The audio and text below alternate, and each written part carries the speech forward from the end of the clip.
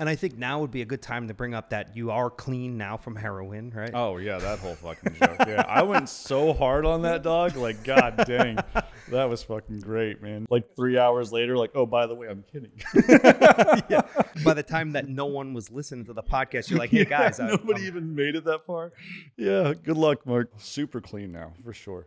Yeah.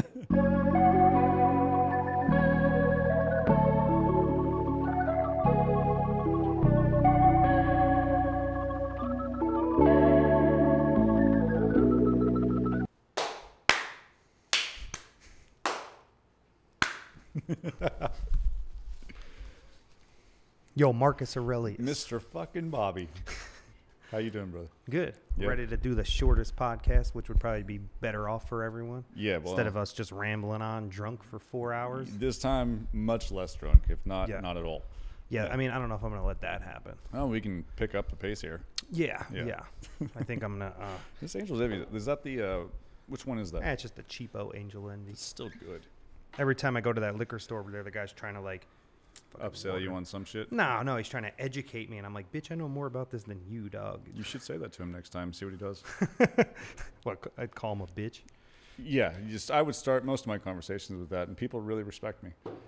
Yeah, no, I know. It's definitely a good way to go when greeting someone, especially women. Solid icebreaker. Yeah. I honestly, they love that. Like, I haven't seen most of the books and stuff I've read on dating all recommend start off, hey, bitch, how you doing? And it's easy from there, man. Yeah. I mean, it was something that was kind of just ingrained in me early on because, my mother taught me to greet. Yeah, she liked it. People like that. Yeah, of course. Yeah. That's how. In fact, when I contact my mother, I usually just open up with like, "Hey, bitch, what's up?" Yeah, confuses the hell out of my family. Yeah, it's even more fun when I call your mom. You know. That was good. I almost dropped the ball there. I was saying like my family's fucking confused by that shit. It's like no, they're doing it too. Cheers, man. Yeah, cheers, brother. Sorry I broke the other glass. Nah, dude, it's good to be back. This makes me feel like I'm at home anyway, you know? Yeah. I grew up a fucking redneck. Just so. white trash, drinking 100%. whiskey out of a plastic glass. Even worse than this, it's a red Solo you cut in half to feel sophisticated. Oh. Yeah. Yeah, is that what you would do? Yeah. Yeah, would you get like cuts in the corner of your lip from cutting the cup? You build calluses, dog. You got to strengthen that lip muscle, you know what I'm talking about? Like, not in a weird way, but like you got to make sure like they can handle a fucking plastic cup. Is that how you guys were doing it in Texas? Just cutting your lip, like spinning the cup? Yeah, just to build up those calluses. Yeah, where I came from, we built up our lip muscle by eating pussy. Nah, man, we like apparently fucking plastic cups that were just digging into your fucking lip holes. Yeah. Wild. Yeah, so I forgot the fucking memory cards at home, so we're confined to 2 hours to the delight of the listeners that probably check out before that time anyway because ADD is running rampant, and who wants to hear a couple jabronis ranting about nothing anyway? Yeah, well, if you think about it, man, like most people are going to be probably listening to this on the radio anyway, so... The radio? Yeah, well, you know what I mean. Like, play it while you drive down the fucking road. Tuning in to AM. Yeah. That's you got hooked up with that one channel, so I figured, you know. Remember when you used to put the tape deck into the cassette player and had the wire coming out of it? Man, I remember. Yeah, and you would like hook your iPod into that fucking wire. It was like the cheapest. Yeah, the first thing. iPod, like those the white things, one. Yeah, they were terrible. Apparently the battery was bad on those things too, but I lost all my iPods. I was actually trying to think about that the other day. I actually still have the old white one. Does it still work? Well, it's funny. It didn't. It was just in the drawer at my mom's house, and I had a cousin visit. I still don't understand why, but he took it when he visited and got it repaired or did it himself. I guess maybe he's like into shit like that, and mailed it back to me. That's nice of him. And it like works now. What the fuck? But the charger is like I don't have it now. Yeah, I did. I bought it like when you'd have to like buy an old charger for that. I did. Yeah, it's like that like line like a long thing. Huge. Like yeah, it was pretty cool because like my old high school band was on it and shit. Like they used to send all the cars would come in with them. They'd have that little fucking stand for it. Yeah, like the iPod stand. And that's so fucking outdated now. Like now you get a car, it's literally just a USB, and it's like, oh shit, like not even. It's like AirPlay. A lot of AirPlay too, yeah. Yeah. But my truck, for example, when I drive that around, I'll hook it up to Bluetooth. It only works for fucking phone calls. Oh. So I have to like plug my phone in. Nah, it works. You just don't know it's how to worked use it. one fucking time. I'm probably just too dumb to figure the fuck out. I think I'm gonna elect to go with the latter. Okay, yeah. I don't think a ladder's really going to help me out with figuring out the music in there, but I'll give it my best shot, man. We need a ladder for the house anyway, so that'll work out good. Yeah. I bought one of those green ladders, you know, and I bought it just because it was green. Did it come with Wi-Fi? Mm-hmm. Damn, dude, Yeah. they're really improving this shit at Home Depot. Like a Bluetooth ladder, let you Yeah. know your uncle's at the top. That way you can spread your signal around the house a lot easier. Yeah, that makes sense. Speaking of which, since I moved into this bigger house here, I never realized that like Wi-Fi could become a problem, like in too big of a home. Are you losing Wi-Fi in parts Yeah, of the home? yeah. You never noticed that before? And I think it became more evident when I was like playing video games. Yeah. Like you started moving shit around. You're like, I can't even get it here. Yeah, because it was like nowadays they're like, you know how everything is like, you know, like when you go to like a sandwich shop or some shit and like you got to go put the ketchup on yourself over there, you know, like so now it's like everyone's like doing that, like they just mail you the shit and you hook it up yourself, you know, like the Wi-Fi, you know, they used to come, the dude would come, like and fucking like plug it all in. Yeah, yeah, now they're and just like, you got it. Yeah, like they're like, go pick it up at the store. Literally bitch. Like, plug it in, like you can figure it out. Yeah, so I had to do it, but it's in a spot where I didn't want it. Like not by my computer, so it's kind of rough. In a weird spot. It's never like where you fucking need it to be. Yeah. So like me, like such a fucking nut. Like when I was playing video games, I would run like 100-foot Ethernet cable. Yeah, dude. We thought about doing this. Well, like just when I was playing, you know what I'm saying? Like I could rock the Wi-Fi when I'm just like surfing the web. Yeah, you know but the what connection I'm is terrible for gaming. But yeah, you know what I mean. So I would run like a big wire, drop it down like off the balcony down the thing, and it'd be hanging. You Dude, know? our Wi-Fi is in the basement. I considered throwing all like a TV and couch down there just to play video games, but then I'd never see my wife if that were the case. So that wouldn't be good. Yeah, no, I know how that one goes. Yeah, she wouldn't be too keen on it. Yeah, maybe for like a day. You still playing games? Occasionally, yeah, a lot less than I was. You still playing PUBG? I feel like in your still play PUBG. I feel like you still think that's like the newest game. No, I just like it's the only game I like. I've started playing Insurgency Sandstorm. I don't even know. I'm out the game. It's a first-person shooter, but like regardless, I've noticed now. I think this is just part of fucking getting old. I'll play a game for like 10 minutes, and if I'm playing with my buddy, I'm having a great time. If I'm by myself, I am bored. I'm just like, all right, I'd rather be doing anything else right now. So. I've always been like that. Yeah. I never played one-player video games. Oh man, sometimes that's the only time I can find time because like he'll be busy or some shit. So. Yeah, I don't know if it's like a weird thing. I don't know, like if I have like a hang up, like almost because I don't watch movies really either. Yeah, you just started, but yeah. Yeah, and every time I did watch a movie or like a show, it's like with someone. Like I don't know if it's like some like alone thing. It's an experience. I don't know, because like whenever I play a one-player game, I just feel like bored, like you're saying, like I'm like alone. But I could play an online game alone. See, I used to like to only play games alone. Yeah. And now when I play, I'm like, dude, bored in 10 minutes, and it's like, I would always treat video games as like my decompression time. Yeah. And now I'm like, what the fuck am I going to do for decompression time? I've already worked out today. I've already worked today. Like now I'm supposed to just sit here. I don't want to drink, you know, so stare at a fucking wall. Like I do that quite a bit. Is that healthy? I think so. Okay. I think it means you'd be like comfortable with yourself, right? Like, yeah, well, I'd hope so. Yeah. Being comfortable with yourself isn't bad, you know. It's pretty good usually, you know. I guess you have to spend a good amount of time with yourself, so it's not bad. I've been reading a lot lately saying just to distract yourself. Like anytime you feel a problem, just distract yourself. Yeah. Social media, a heavy amount of that content every day is really good. Yeah, sure. Especially like when it's like content of like people fighting or like some kind of dysfunction. I prefer car crashes because I drive a lot, so I like to just imagine myself just having somebody slide me off the road or some shit like that. And I've read a lot of articles that say that that's really healthy and promotes a lot of stimulation for your brain. Sure, so, yeah. You know, actually, one of my favorite things to do is like 10 minutes before bed, I'll put on a lot of like very cool LED lights, like more like on the blue side of the hue, and I'll watch like gruesome content and fall asleep to it. Yeah, my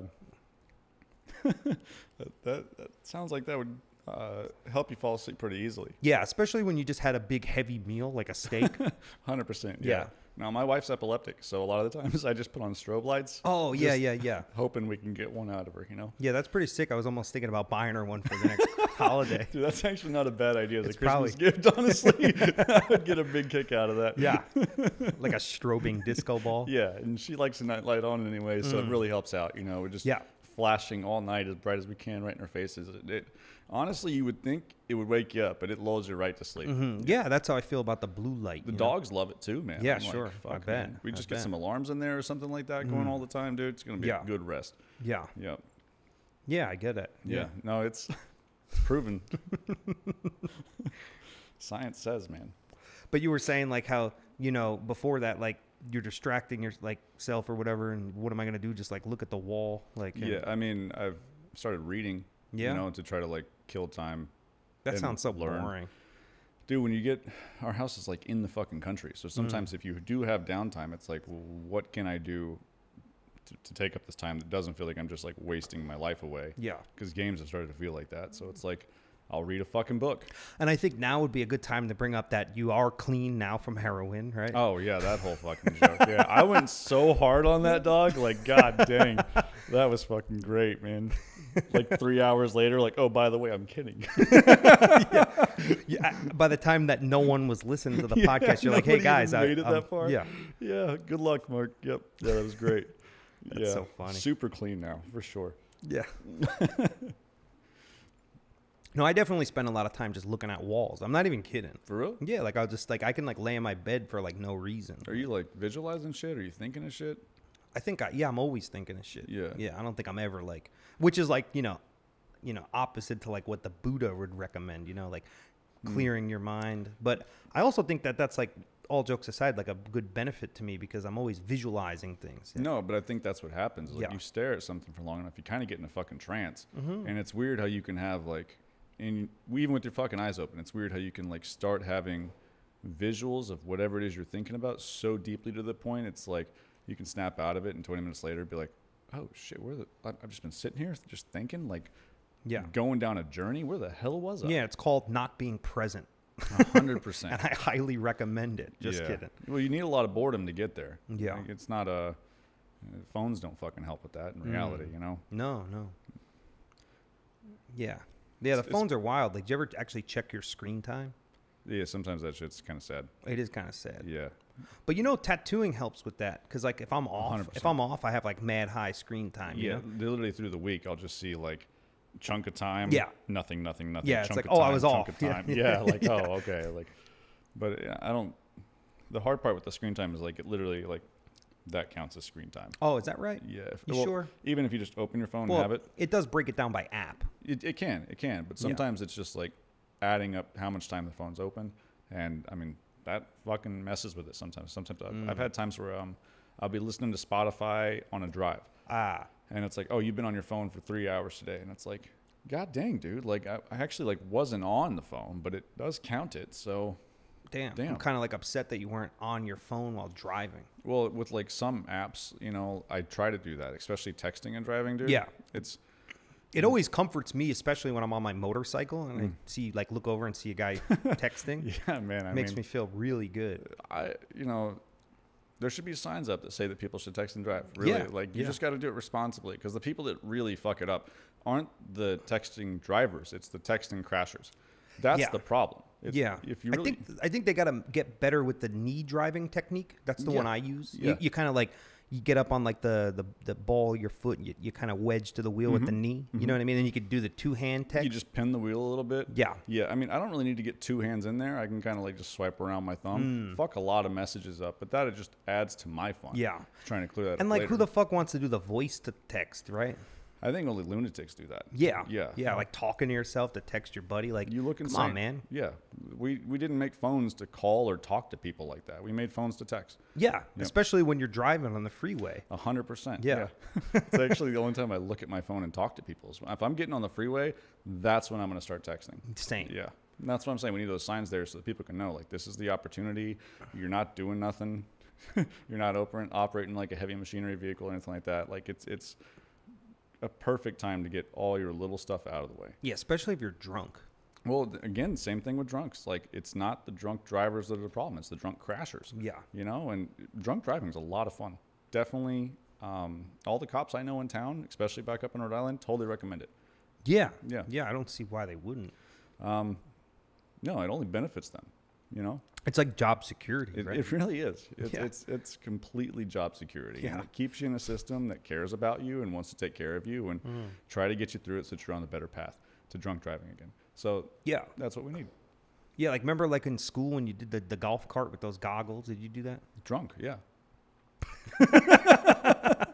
Double down, man. Like imagine you were actually just drunk enough that the goggles made you see good. 8 years old, just hammered. Like, all right, I came prepared. I brought my own beer goggles. Yeah. Now you throw those fucking things on, you're having a great time, man. I remember there was always the one kid who just was like sick at it. Like, you know what I mean? And like that kid's dead He now. had a lot of practice. Yeah. Oh, yeah. It might be dead, too. But there was always one guy that could just crush the course. And it was like, damn, Johnny, good job, man. Yeah. And he's a cop. Either a cop or your designated driver every fucking time. Like, you ever, he's like your designated drunk driver, I guess you could call everyone had one of those. Yeah, those were so necessary in high school. Those are like the highest point kid. Like, you know what I mean? Dude, that was like the Charizard of a kid. I'm buying you beer, dog. Come on, man. You have a car, first of all. And second of all, like, you can drive hammered, no problem. Like, those are skills that you've developed young. You really need to build on those. That's like the type of kid, if he lifted up his shirt, he would be holographic. I thought you were going to say he was like Holden. I was like, this is getting real extreme. Oh, yeah. I mean, of course, if he didn't have a gun, that would be like, you know. Yeah. No, not I mean, no reason. No, there were some reasons too, I guess. Gang violence and shit like that. Yeah. Yeah. Didn't get too deep into that myself, but, you know, some kids had some fun. Yeah. Yeah. Sure. Yeah. God dang, dude. Aren't you glad we only have 2 hours? Yeah, man. I don't know. It's been a while since I've seen you. I'm happy to see you, dude. Yeah, hell yeah. So, I mean, we've been catching up a fucking lot, which has been good. I've been worried that I wasn't going to see you much because of how busy everything's fucking been, but busy for you? You've been working Both a lot. us. Yeah. Like, for the first few days here, man, it was like I was here, you were gone. Yeah, I've been chilling, man. I've been chilling. Well, I'd have a day off, you being here working. It was like, fuck, all right. Like, so I was like, man, I'm gonna see him like 2 days or some shit like that. You know, I kind of planned it that way. Yeah, I don't blame you, dude. I'd seen me on the schedule. One's enough. I would have totally got it. What do you want? You know? Well, this is why it makes sense to me, dude. Like 2 hours, plenty of time to fucking talk. I think the memory card shit was on purpose. It might have been. I think that was smart. Yeah. Because let's be honest. I have a lot to say, but, you know, encouraging people to do terrible things is one thing I really have a good time doing. So, yeah. Yeah, and then you give them the middle finger right when you're done. You know? I mean, out of love. Yeah, every single time. Yeah. Yeah. That's funny. Sarcasm is a great time. So how's things been going in Rhode Island? Dude, still building our studio, going through the hell with that. I'm working at a shop in Connecticut right now. Damn, I'm sorry. I mean, they're nice. Oh, I'm sure they are, but I'm just talking about Connecticut. And everybody doesn't like Connecticut. Yeah, I mean, everybody's been nice there, but then I talk to people there, and they're like, I'm like, well, you fucking live here, dog. Why do you not want to be here? But well, those are like those people you just want to like in general, like not even just with that, but like, hey man, like, you know, you get to like choose things in your life. Like, you don't have to stay. You don't have to do like anything you don't want. Yeah, I mean, well, you know, this is kind of the same shit. Like, you drive through a small town. Yeah. Middle of like fucking New Mexico or some shit. And you're like, who lives here? Or if you drive down the main freeways, you'll just see a trailer out there in the desert. And it's like, I sometimes want to just drive up to that trailer and be like, dog, what are you doing? Why are you here? Is the meth that good? Like, is meth that good that you just want to stay in a trailer for the rest of your life in the middle of the fucking desert for 40 years doing nothing? Yeah, I was always thinking it must be really good just to get those teeth. Like, if you're going to get those teeth. You talking about the razor ones? Nah, just like those meth teeth. The decayed, like, they look like savage hyena teeth, dog. Like, looks like one of those, like, chicks you went to high school with that says she does, like, special effects makeup. Like, everyone knows a couple of them, you know. What do you do? Special effects makeup for what movies? Oh, none. You know? I work at Fridays. You know, it's like, oh, cool. You know what I'm talking about. I've never been to that school, dog, but I maybe will it's a take New your word Jersey for it. thing. It might be. Everyone, I do special effects makeup for what? God, what was the fucking on your cousin? Well, I mean, we were talking about that now. It's like the content creator thing is like the fucking big thing people are talking about. I don't remember what the hell it was. You're a content creator? Cool, bro. Yeah, that's like the easy, like, oh, yeah, I make content. Yeah, like, it's almost as cool as being a tattoo artist, you know? Yeah, it's about as typical now, Yeah, like I meet someone and like, you know, I'm a tattoo artist and so is my cousin. Dude, I remember. And then you look at their work and it's like some bullshit, you know? I was thinking about this the other day. Like, I remember when I was first starting my career, and a tattoo artist would follow me.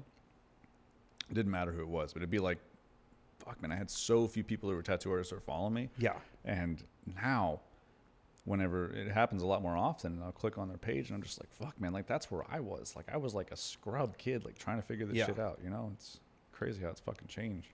But the kids are just like jumping in so good. There's so many people in it. And not only are they good, like there's also a lot of bad. There's got to be a lot of bad. Yeah. Dude, there's like cats around here and shit just like, I want to be a tattoo artist, and they buy a machine and they do like That's what's weird. No, but they do these janky tattoos, but like there's like a market for it. Yeah, but how did that fucking take root, man? I felt like... Well, I think that took root when like, you know, gatekeeping stopped, you know, in a way. I thought you were going to say whenever we let realism through the door. I was going to be like, yeah, maybe that was it. Like we were told like, hey, you can't do that. And we were like, fuck you, we're going to do it. And then everybody was like, no, fuck you, we're going to do whatever we want now. And it's just gone nuts. Like people are going crazy with it. Well, I just think like the bar of being excellent is like lowered. Probably it's a combination probably of like the trophy, you know, whatever, what are they called? The fucking, you know what I'm talking about, the... People just trying to win awards and shit like that? No, not that. Like the participation kids. Yeah. Now, like those kids are doing tattoos, and then there's like a generation of like ADHD, depressed, anxious kids with like purple hair who are like angry at life, and they're like, oh, that's cool, because like their idea of like excellent is no longer like honored. Yeah, but there's that's I mean, we were talking about this with a couple of apprentices earlier. It's like trying to learn what it takes and be in a community to learn how to learn effectively is fucking rare. Yeah. And like you got to go seek that out. And like I've been around people where it's like, man, you say you want it, but like, do you want it, dog? You know, like are you just coming up and blowing smoke on my ass? Like it doesn't matter to me, man. I'm here to fucking be here for you, but yeah, God, dude. Like you just try to tell a nice, like someone like, you know, and you could even be nice about it. Like, hey man, 100%. Like the fingers on that look like not so good. Dude, you know what I mean? And now the kid's like home curled up in a ball, depressed, like, and then like. And you're the asshole. Yeah. Like you came up to me and asked, dude, like, especially at conventions, like you have somebody walk up, especially if they're new, hey man, I want a portfolio critique. Do you really want a portfolio critique, or you just want me to be like, this looks good, bud? Pat. I was in here painting the other day, like, and I was out at the bar with my homies, and we just met some like random kids that worked at this vape shop or whatever, and we're like, you know, we were all like fucking hammered and like having fun. We're like, oh, we're gonna go back to my shop and like hang out and paint and like put on music and like come. We were just like inviting people off the street.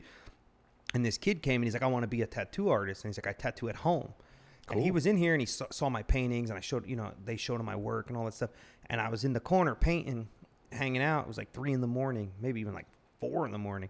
And this kid looked at me and he was like just staring at me like with this look on his face. Awe. And everything I told him, he was just nodding and he was going, okay, thank you. Okay, thank you. And he was like, he was from Japan and he just moved here not that long ago. So I guess he probably grew up in like a culture where there's like a little more like hierarchy kind of shit. Yeah, and he like understood and he kept saying, thank you, thank you, thank you. And he like meant it. And I Has he come back by? No, he's actually moving to California in like a month. So I couldn't like offer him, you know, anything like that or whatever. Why doesn't he come by here as much as he can? Oh, he probably would. I mean, you can't really get in here. I kind of keep myself hidden. That's smart. You know what I mean? Yeah. If you got in here, like we talked about. If he wants to get in here, he's going to need a jackhammer. You know? Yeah. No, but he was so receptive. And even my homie's not a tattoo artist, just observed it. And he's like, that was cool as fuck. Like that kid like was like pretty serious. Like, yeah, well, dude, if somebody comes in like really want to know the information, I'll talk to you. Dog. Yeah, like, But you could tell the difference. But sometimes it's like, God, it hurts my heart, man. Because like sometimes people come in. This happens at shows a lot, where like I feel like actually at shows is where you can see the biggest difference, because you'll have a cat who's sitting there and watches you for 5 minutes, says hello, then takes off. Yeah. Like he just wants to know you or something. Right. Like, but then you have those dudes who walk up to you and they'll watch you the whole fucking show. Yeah. And it's like, actually, you are fucking serious about this shit, Yeah, man. yeah, Like yeah. you want to be here and try to figure out as much as you can. Yeah, I always like whenever I was like making like friends or connections with people, and I guess that's something that I'm like just good at. I guess you are. It's like because I just like I think just being genuine. Yeah. Right. Like I feel like I would talk to people and I would just want to know like something about them or like understand them as a person. You're much more extroverted, so like I'm pretty genuinely fucking shy. Oh. So like for me, it was like I just stand behind you and watch a tattoo. And I ask if I can fucking watch a tattoo, but you know, it took me a while to figure out like I don't even want to like watch some it's weird because you don't. I never like you never went through that phase of like, hey, I'll watch someone tattoo for hours. Nah. Man. But I mean I did. I watched How'd like you figure it out? I watched like my mentor. I was working with Civac. That helped a lot. Right? That's what I'm saying. Yeah. Yeah, and I didn't like watch for hours. I just watched for like small bits through like a long period of time. Okay. But I feel like I'm more concerned with like what kind of underwear do you wear, you know? You want to know them like deep down as a person. Trying to get in them drawers. Yeah, you know what I'm talking about? Like it's like it's not, and I'm just kidding, but like it's like what does this like guy's apartment look like? Like how is his cabinet organized? His mannerisms are. What's in his refrigerator? Yeah. Like, you know? Like no, I mean it sounds stupid, but like I think just from like understanding people's like decision making, I could understand their like decision making when it comes to like tattoos. I mean, dude, if that's how it worked for you, that's fucking phenomenal. I probably picked that up by just osmosis, like being behind them, watching them for 8 hours and being there. Yeah. You talk, of course. You don't want to be that fucking kid who's just like staring at the back of their fucking head for hours. But I feel like people's tattoos are a reflection of their personality. There's definitely that in it. There has to be. But we're all kind of playing with this like creative spirit. So to some sense, like there's some, I don't know, I feel like there's a part where like once you've got the techniques down enough, you can kind of just let go. That's what I was just going to say. That fucking get to it. Once you learn the technique of tattooing and then that's just time. Yeah. You can only do that by time. And of course, some are quicker and some people, pick that up faster than others. Look at you, dog. You're hammering out fucking forearm pieces in a day. And I'm like, quick. I'm getting so fast at tattooing. You're efficient as hell, dude. I don't know something changed. Well, you inspired me to start doing this acrylic painting, dude. I think acrylic painting is the fucking move. And oil painting. So here's the thing, my relationship with oil painting. I always wanted to do oil painting because I felt like it was like more real. The ultimate. Like the masters used oil paint. You know what I mean? Yeah. But like, they also went and like fetched a pail of water with like a wooden pail. Yeah. And then now I go to like the store and I buy a plastic bottle and I throw it in the garbage. You know what I'm talking about? Just because. Yeah. No, but I'm just kidding. But like, because like acrylic seems like juvenile, like it seems elementary, right? Like, well, that was like the preconceived thought we had as artists. Is like, acrylic is for like a beginner. But I actually think that acrylic paint is more like akin to tattooing. So my question with acrylic paint is like, are you putting together a mix and then applying that mix to the painting? Yeah. So think about this: when you tattoo, you can't blend on the canvas. Yeah. You can, but it's a pain in the ass. People tell me that shit. That's fugazi shit. That's old school Any shit. good tattoo artist that I see doing hyper or color realism or something like that. Color realism artists don't. They don't know, but some do, like this underlayer, and then you kind of half put it in, and then you go over it, so you get it. Right, actually. Why would you do that? Yeah. Why would you do that? So you're risking more trauma. You're gonna hit the skin twice because you're gonna put a little green under it, and then you're gonna go over it with like a peach, so you get that. Why? Why not just make the fucking color with confidence and you learned. Bang it? That's exactly how me and you learned. Like I mean, Deanna's a great fucking example. Like that chick just fucking layer. And now I will say too, there are some strategies where that can work better, because like if you're able to have a client come back and forth and break up appointments over time. Oh yeah, well that's different. Exceptional for that. But when we're comparing it to oil painting, it's like you put down that tone and then you could kind of like, I could put green down and then blend some fleshy tone like in it. Acrylic's not like that though, right? But when you mix a color in your ink tube, you got what you need, and then you put it in. That's right. So when you do acrylic, it's like tattooing. The only difference is it's like tattooing on skin that has no like max out point. So you just get to keep fucking. You could miss and just do it again. Yeah. But you don't mix into it. You just start over on top of it. So whenever you're laying out your acrylics, like I saw Dimitri one time was like, he put all the acrylics out and he was constantly spraying them with fucking water. Are you doing that? No, you just have it on the palette? That's because he's like because he doesn't like. I'll just pour more out and go buy more. No shit. no, but I mean like that's to keep the paint wet. Yeah. But it's probably true actually, because it makes sense, because hours later it gets like tacky. Yeah, because he would. I remember seeing a photo of it. He had the palette down, kind of how you have. And he had all the paints on it. There's plastic wrap underneath it on a silver tray. And there's a palette down. And then he had paper towels down, and the paint was on the paper towels. Oh, it's to keep it wet. It literally was like they wet make on the a thing bottom. you could buy, like a thing that has like a sponge under it or something. Do they really? Yeah, something I saw. I don't know. I mean, if I'm gonna really start fucking around with this, like I've spent like I want to say 20 hours, 25 hours on a painting, just relentlessly beating my head against it with acrylic, and it was just the whole time it was frustrating, and it made me be like, you know what? I want to enjoy this process. I enjoy it with oils, so I'm going to go back to oils. Oil is forgiving, but then it's less forgiving because you can muddy it up. But I don't really have that. I don't know what. You don't, because you're like already like understanding. I'm playing with color enough, yeah. But like you're not wrong. Like you can. With acrylic, you can lay down like the tone of a cheek and miss, and then it dries in like 2 seconds, and just go right over it again. But when we're I like that perspective actually, because you're saying whenever we're tattooing, you're trying to hit that one shot, at least with how you and I learned. And with me, when I acrylic, because I tattoo so much and I'm in this one shot mentality. Yeah. I kind of do that when I acrylic paint. Yeah, because one of my areas that I learned as of recently was that, and I'm sure you see me do this, is like I would check the color a lot to be sure that I was in the right frame.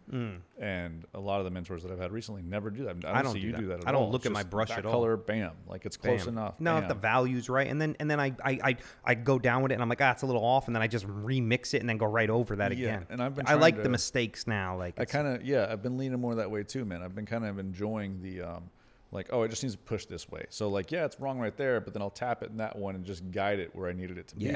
because sometimes how it reads to the eye, now with certain colors it doesn't work this way, but sometimes how it reads to the eye is like, oh, that in the skin, like say I've checked the color, that reads as the right color. In the skin now, it's a little too intense. It's a little too dark. It's a little too light. Oh, this for a tattoo you're talking. Yeah. So like sometimes it's like, all right, I thought it was right, but I actually need to push it this way. Now it feels right. I'll even hit down on the skin a little bit and be like, it's a little off, and then I just adjust it and go over that a little bit. That's what I'm saying I'm doing. Yeah, but that's what I do. I'm now starting to bring that more into like my work than before. It was like, all right, I know that color's perfect, put it in. Fuck, it looks weird, but I'm going to trust it. And then you get like 75% through and you're like, hey man, can we do another session? Because like that color's just a little more intense or a little higher in value, darker. Or see, I don't even think like I turned a page.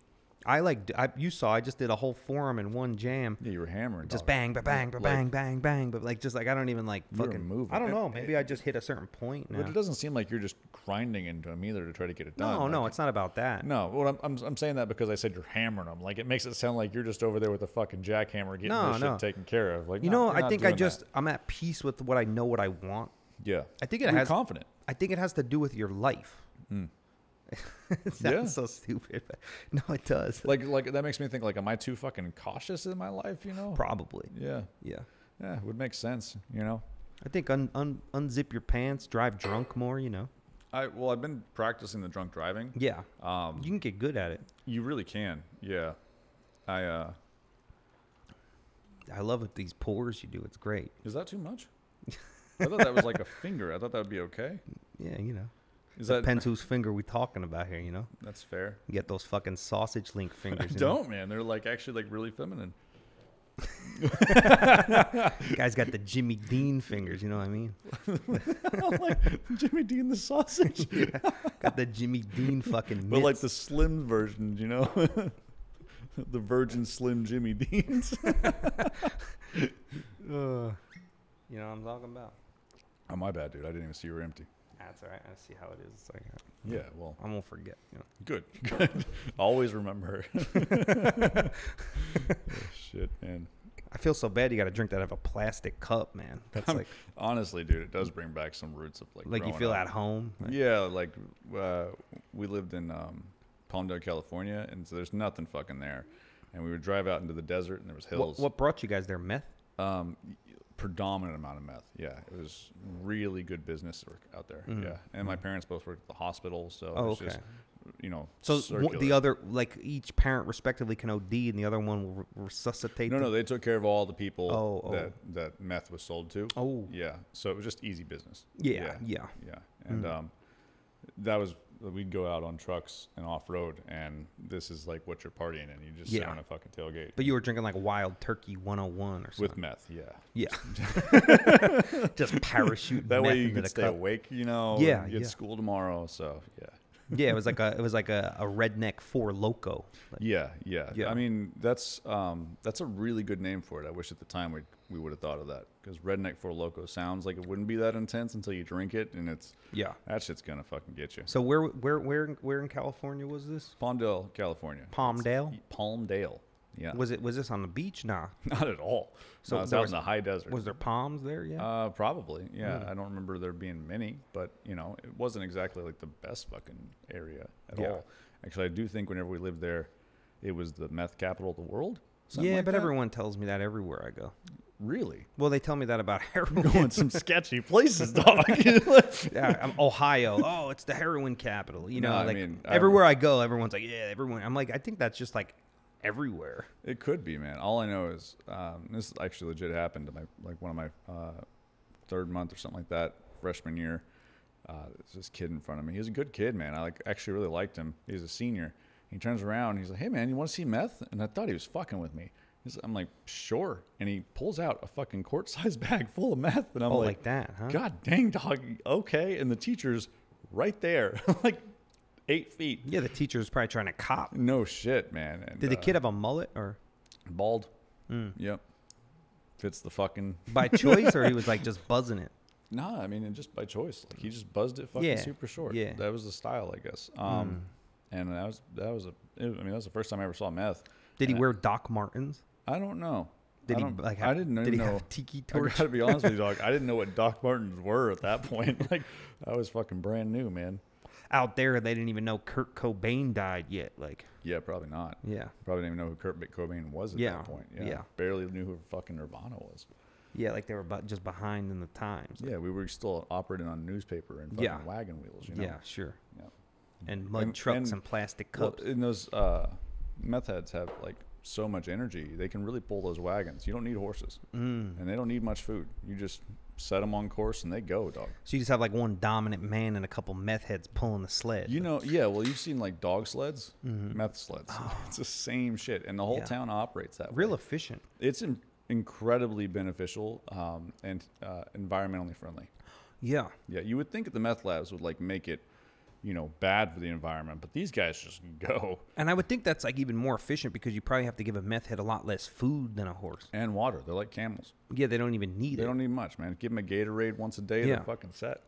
Maybe a couple cigarettes. Like, they'll like fucking make money while they're at it too, man. You might sell some of your shit, you know, but they're pretty crafty. And when you get to the destination, they pawn your wagon. Yeah, well, you got to stay on the wagon. You know, you need a team. You know. Yeah, because they'll get you there, but then they'll pawn your shit. It also depends too. Like if you're feeding them meth, right? If you got a good steady supply, they're happy. You know, they want to just tweak out and do shit. And you just hit up your boy from high school. Like you just got. I need a couple quarts today. That's such a weird thought. So what was so this kid just pulled out meth in like what homeroom or was it like what class was it? No, dude, it was in the hall. Engineering drafting, something like that, and pulled out a big fucking bag, and he's like, yeah, he's like talking about it, and I was just so in shock. He was like trying to describe the different sizes and what happens with it and the chemical structures of it, and I was like, dude, you actually pulled out meth. Like, what the fuck am I looking at right now, you know? I hadn't seen anything like that. I only heard rap songs about it, so I was just like, what the fuck is going on? And then he just nonchalantly put it away. The teacher came up, showed us a couple things. I was like, that was a fucking moment. Yeah. Never forgot it. And did he do any right there? No. Did anyone? No, he was like a really cool guy, actually. I found out later he was like the fucking predominant dealer for that school. And him and I were good friends for a little bit until he graduated. He got suspended, I think, right before he graduated. But I liked him a lot. For the meth? No, man, just in general. For fighting, like a rival, like dealer or something? Why did he get suspended? Yeah. Oh, no, he did get suspended for meth. He was helping a kid smoke it, and they caught him in the act. How do you help a kid smoke meth? He was like holding a pipe or some shit like that. I don't know what entails meth smoking, but like apparently he was willing to participate. That fucking got him going. Yeah. And just like got like a 2-day suspension. Like that's like a real misdemeanor. I would think that'd be like it's a slap on the wrist. Yeah. Like another kid with meth. Man, we know you're going detention. To the sleds, you know. Give him detention. Yeah. They're like, oh, this is like he was like a football prospect in another city. He's just like a real good like meth kid, you know. Like, like the police even liked them around because they knew it was like the next generation of job security, you know. Yeah, it's just, you know, it's pretty hard on the kids in that area whenever they start getting looked at by scouts and stuff like that, and they got to quit their methamphetamine use. Yeah, it's pretty tough on them because that was a primary amount of what drove them so hard, you know. So a lot of them take up to those sleds. How was your high school's football team? Was that a thing there? I don't remember. I remember I don't remember if it was junior high or high school, but they won state. One time. And pretty good in their division. Yeah, and they played like 2 teams, and it was their cousins. Yeah. There's probably only 2 schools in the fucking area anyway. And they would just make tackles by their mullets. Like you grab the mullet. Yeah. So that's what you mean, right? Like sort of like if you were to chase a horse down, the mullet is the tail. Yeah. You always, you know, that's an interesting thing about rednecks too. Is like, just like a horse, if you come up behind it, you want to come up right behind it, and you want to grab it by the tail and yank. That every fucking time, that'll put you in full control. Is that how you do it to a horse? I don't know nothing about horses or meth heads. Oh, yeah. Next time you go out to a horse farm, Bobby, walk right behind that horse and grab him by the tail. I know about gabagool, tail ham, and mozzarella, you know what I mean? And rumors about where Jimmy Hoffa was, you know what I mean? That's how it was over there, you know? Yeah, I don't know, but you should take me on a tour sometime. We're up there. I'd love to, yeah. Yeah, that'd be cool, man. Get you a real sandwich. You took me to that fucking sandwich spot one time. That place was awesome. I took you? Yeah, I remember then, too. You were still talking about it. I remember I had that same question I asked you today. I was like, if money were no fucking issue, what would you do? You're like, I'd open up a fucking sandwich shop. Yeah, And I was like, really? Fuck this tattoo shit. I want to open up a sandwich shop. I think you're too deep in it now, Yeah, man. a little deep. You got a shop now. Yeah. Ay. Yeah, it's crazy how shit changes, isn't it? Yeah. Yeah, shit could just change like this. Seriously. You know, one day you could be sober, the next day you're on meth. Yeah, especially in Palmdale. Yeah. Yeah, my best friend actually still lives out there. He said, I haven't gotten any better. I mean, like, I think the meth's calmed down, but... Oh, he did meth? No. He's actually... the town. The town hasn't gotten any better. He's one of the cleanest fucking guys I know. So what would be, like, the percentage of meth users there for real? Like, no joke. I don't know anymore, man. But, like, when I was there, it was bad. It really like was that. bad. Like it was zombies. It was like fucking... I don't know. It wasn't good. Yeah. For sure. Now... The fentanyl use in Austin and stuff like that's pretty fucking crazy. I'm sure. Like in I was telling you, the homeless population here is so fucking big now. Like, God dang, dude. Like I was gone 3-6 months, something like that. Like, well, it's better than it was when I first moved here, though. Really? Oh yeah, a lot. But when I first came out in the winter, it was like a third of this. Oh, then now. Well, it's just now it's summer. That's why. Oh fuck, man. Okay, so there's just like let's be out. I think that they're transient. That makes sense. I mean? Well, then, like, they're probably, like, I would think in the winter, like, I want to be in a fucking shelter. It's warm. Yeah, exactly. You know? They're not just hanging out on the curb. Yeah, right now it's like, dude, it's hot out. Let's go fucking do some shit. Swimming in the creek, you know? Fuck yeah. And then it's free for everybody to do that. Why not? Yeah. Minus the algae, but, you know, who cares? Yeah, well. You got other concerns other than fucking algae. I think algae for them, it's like, they're like immune, you know? Probably, yeah. Yeah. That's got to be a blessing in some sense, right? Yeah, I wonder, is the algae bad this year? I didn't even hear much about it. I mean, I saw my buddy today. There's a blue algae in the water. But that more affects the dogs. It does, yeah. And I was asking him, like, how's that doing this year? He's like, dude, it's terrible. I'm like, oh, okay. Oh, yeah, I didn't even know. And his dog the entire time we're there was, like, kept running down to the water. And he's just like, can you relax? You know? like chill, little fucking, homie. Like, I want you to stay alive, man.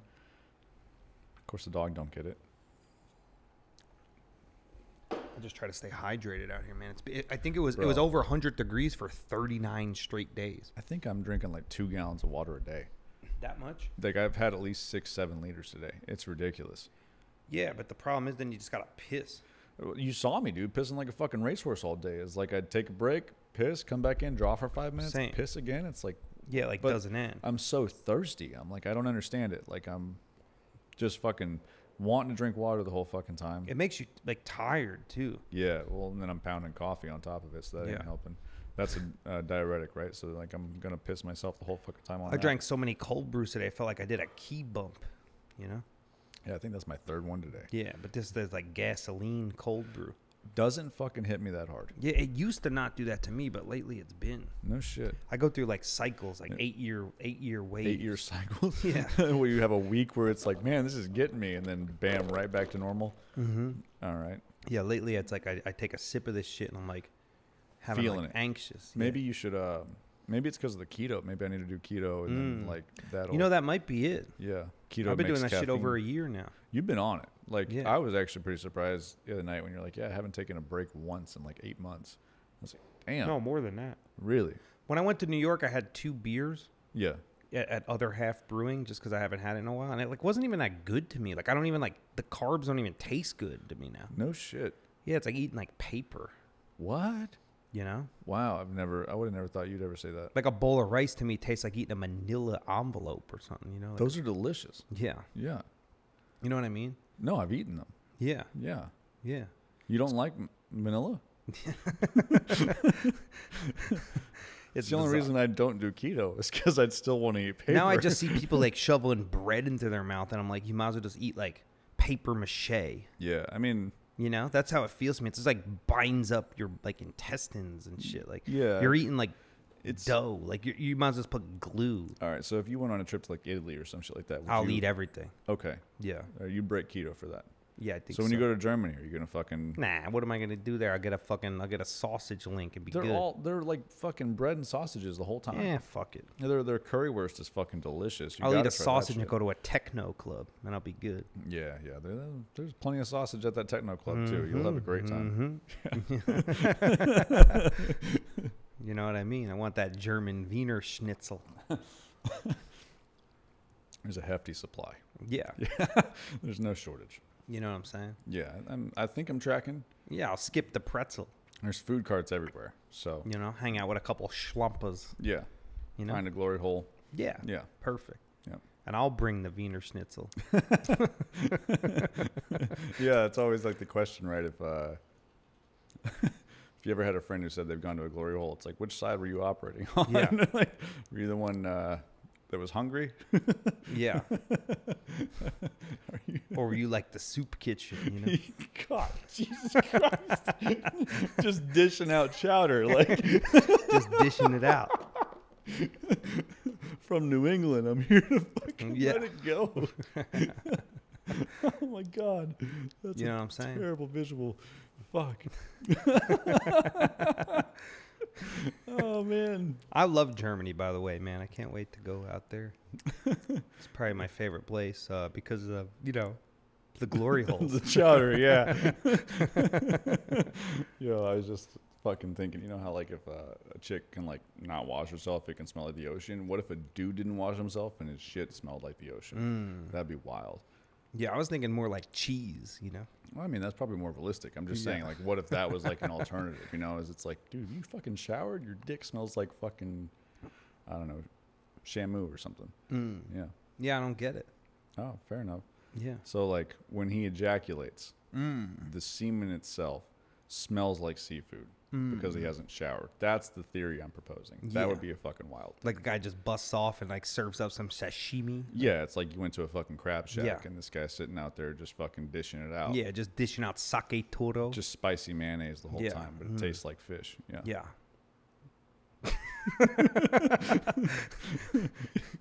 Yeah, I think we're tracking. hitting you with a little blue fin. Yeah.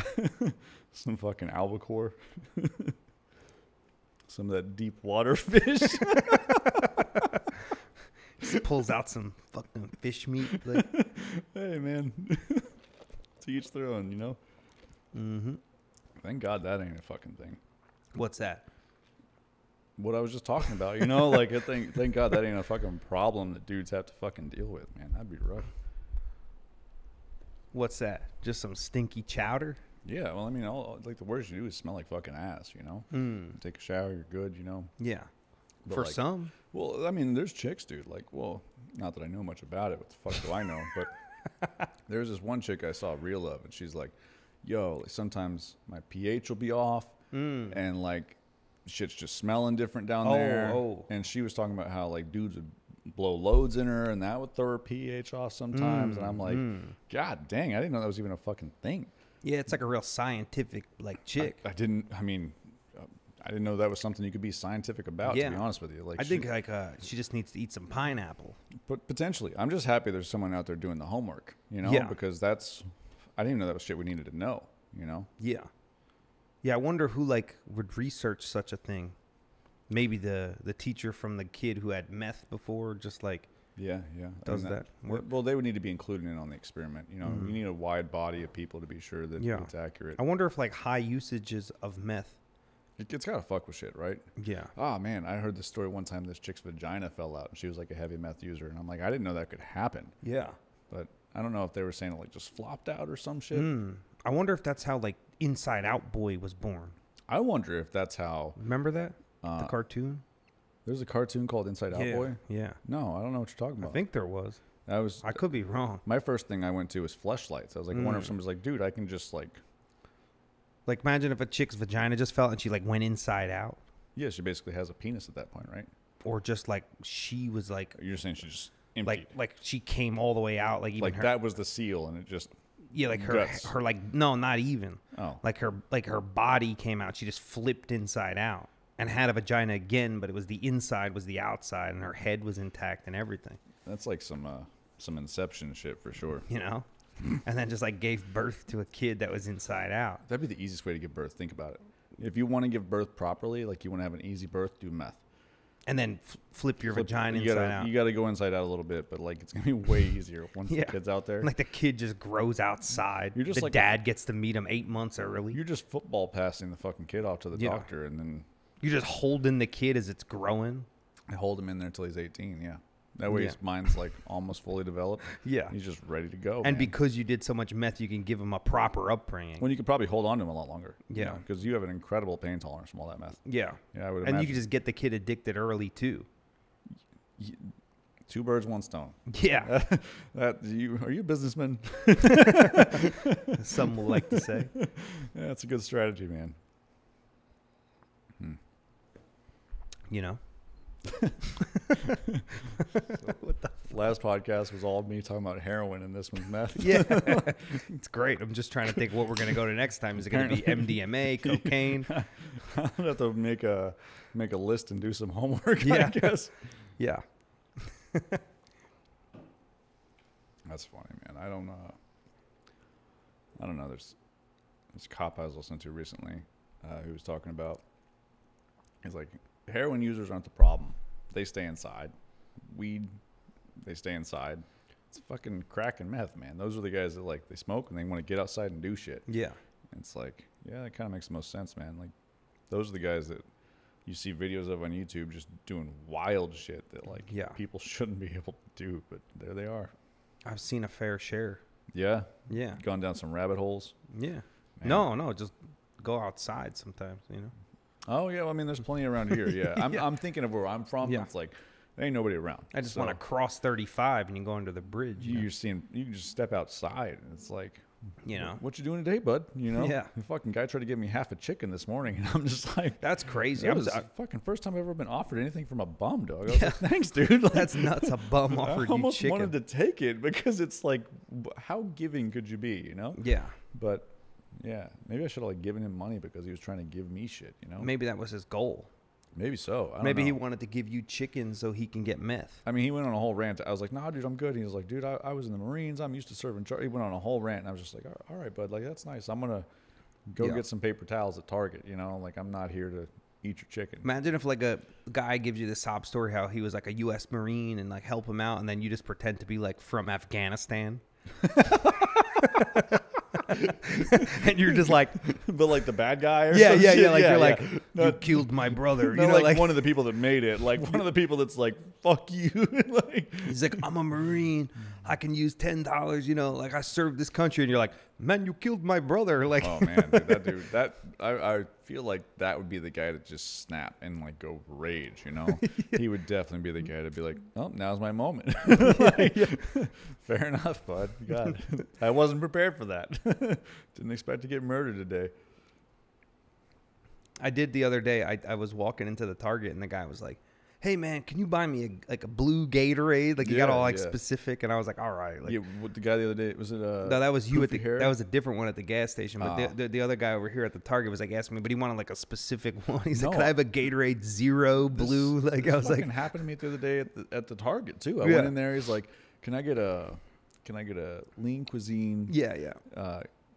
Teriyaki chicken. And I'm like, it's a frozen food dinner? He's like, yeah. I'm like, I guess it is 106 outside. Yeah. He probably just puts it on the hood of a car. Leaves it out in the road. Yeah. You know? Or just like bites icy mashed potatoes. That's like, probably refreshing, honestly. Like, he probably wanted it frozen so he could first rub it on his ass. I don't know why he didn't ask for a pizza. He could have cooked it on the fucking pavement and That's had what I'm it. saying. You know? Like a carton of eggs. Oh my God. Yeah, that would have been way better. But I was pretty impressed. It made sense. So I got him that. He was real specific about a fruit punch Gatorade. Found it. Yeah. All right, man. Yeah, they get real choosy out here. I mean, I'm like, yeah, you're the one sitting in the heat all day. Sure, bud, you know? Yeah. But I was concerned because they only had 2 fruit punch left. I was like, man, this guy's going to be fucking Yeah, because those cats got more fucking fruit punch Gatorades than me. Well, they're out there just collecting them. Like, not only that, dog, this Target is like running out of shit. Like, we show up there, we're like, you guys have, no, we don't have memory cards. What do you have? Like, you have paper towels? Okay, cool. Glad you have enough of that. You know? I saw a homeless like guy in there all cracked out in like the produce section the other day. Yeah. Just picking up every fruit. And That's I was awesome. like, cool. Yeah. Like, I'm going to go buy those. Nobody's going to stop that, dude. No, I can't wait to just like go in there and get some like peaches. You for him or for you? No, for me. Oh. They'll have like a little extra. Little flavor. Little spunk. Yeah. You know what I'm saying? Maybe some of that spunk rubbed off. Yeah. Yeah. Yeah. I always like my peaches covered in spunk. Yeah. It's kind of like a look, you know? Yeah. Could you call that like a spunk gobbler? Just imagine some little old lady goes in there and makes like a homeless peach pie and it just smells like armpits. Yo, man. Why do old ladies cook the best fucking desserts? I think it's just an experience thing. I had a Kit Kat yesterday. I tried to have a Kit Kat. Damn, I haven't had a Kit Kat in like 20 years. Bro, I hadn't had one in a very long time. Yeah. And 3 months prior to this, I tried a Twix. Twix was my favorite. Mine too. There's a couple ways to eat a Twix. You know that. All right. Maybe I don't know that. Because both of these candy bars I tried, and I was like, when did these become so fucking terrible? Oh, that's how I feel about all that kind of stuff. Why is it so fucking bad, dude? Yeah, because you're just not a kid. Is that it? Like Yeah. my taste buds are old now? It's not that it's old. It's just that, like, that's not even food. It's definitely not. But I remember as a kid significantly being like, man, all this candy looks amazing. Yeah, I tried to read the ingredients on a Twix, and it was like reading War and Peace. Yeah. Yeah. I haven't even read War and Peace, but that sounds hard. Yeah, like you have to pull down a scroll of chemicals. Oh, man. You know? So War and Peace is on a scroll. You're reading some old books, man. That's cool. Well, War and Peace is just like a long book. Oh, okay. Yeah, it's like a foot high. You know? God dang. Yeah. Yeah, that better be a damn good Twix. You would think with that many ingredients, this thing would be perfect, but it just fucking flops. I get those bougie chocolates I gave you before. It's got like those 4 ingredients. Yeah. Yeah, but that's. I mean, I was telling my wife too. I was like, man, I think I need to stick to just like baked goods that like someone made themselves. I mean, I'm not gonna lie. I don't eat like chemicals and shit. You're a good person. Yeah, that makes sense. No, I am. Thanks. Yeah. No, I know. You're probably better because of the chemical. I mean, I drink whiskey like a champ. Yeah, but that's to kill all the. Yeah. Yeah, makes sense. Yeah, to kill all the pain. And then you smoke the nicotine to kill all the. Yeah. Yeah. Just to be like stimulated. Of course. Of course. Yeah. No, but I agree. I had like Wendy's one time, and it was like. It's bad, dude. Yeah, I'd rather just like make a dope burger. I would rather not spend money. I want like a fucking. I would have rather not ate. Really. I want like a high ass quality. I'm like bougie. Yeah. I didn't realize I became so spoiled, and I also didn't realize that food was so terrible. Even when I eat chocolate, for real, I want like 95% cacao. I don't know, man. I want it to be like bitter. It's like eating an IPA, you know. Dude, that paper mache, I think you're wrong on, dog. Like I'd replace fucking rice with that manila envelope, dude. It's so good. Yeah. I think you got to get a manila folder. I should have said. I think. Oh, those are better. Yeah. Yeah, I think those are a little bit. You know what you do if you're hungry? You go down to the post office, and you get those free stickers. The stamps. Yeah, like the stickers that the graffiti. You know. Oh no! Like I don't know what you're talking about. The stamps taste good. Stamps are good. Yeah. Especially if you lick a few of them. Well, it's like a nice appetizer, actually. 100%. Yeah. Yeah. If you sprinkle those on your salad, the postage salad is delicious. Just like a nice salad with a couple stamps on top. All you need is some dressing, dude. You wouldn't even know it's paper. Yeah. Yeah. Yeah, like Elmer's glue. I haven't tried that one out. That one's pretty popular. A lot of the times I like to stick to like the classics, like some Italian vinaigrette, maybe some balsamic. Okay, yeah. But the Elmer's glue was real popular when I was younger. Yeah. Yeah, especially that blue one, man. You remember that one? I do remember. It tasted like Gatorade. So you put that on your fucking shit, dude. I mean, I remember kids would put that on hot dogs. The blue glue. Yeah. Yeah, it was like that shit they use for like what is that shit? Like the belly X-ray. Rubs? Oh, X-rays. Yeah, like ultrasound. Ultrasound gel. I knew a kid who used to use that for stencils. Me too. I started using that. You did that too? Hell yeah. I heard that was like one of the best.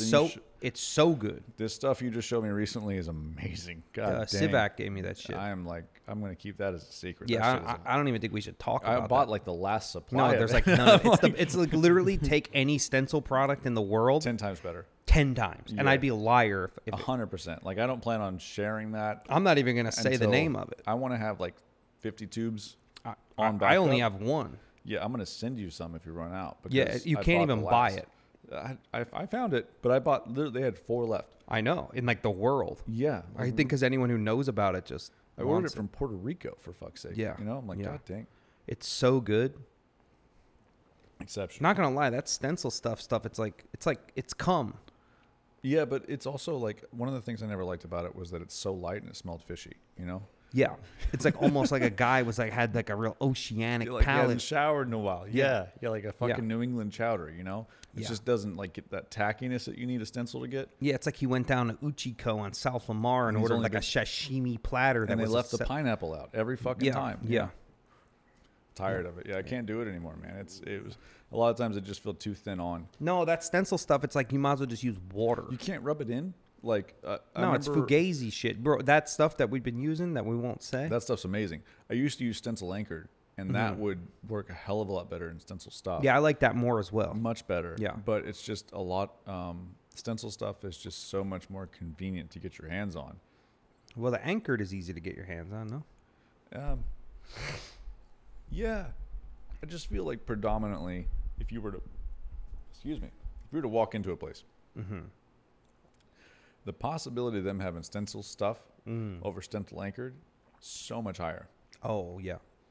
They'll usually have stencil stuff and then like 3 other brands that you've never fucking heard of. Like Electrum or some shit. Electrum's not bad. I never tried it. I've never tried it myself either. But they might have Electrum, but I feel like it's always like 3 brands that are brand new. And you never heard of. And I'm like, do I want to take the risk? And then sometimes I do, and I'm like, this was a mistake. Like some hippie went to like Burning Man and took acid and came home and decided to formulate a stencil product. Yeah. And get into out of acid. Yeah. And it just doesn't work with the skin. Yeah. You know, it's like this is not for tattoo. I got a good idea. Like, hey, why don't we make a tattoo balm?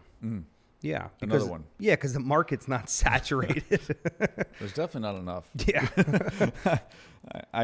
I don't know about you. My favorite ever is watching Sivak tattoo. I've seen him tattoo with Vaseline. Yeah, I mean, like yesterday. I use Aquaphor, A&D. Yeah. I'll use that to like hold cups down, or if I'm doing black and gray.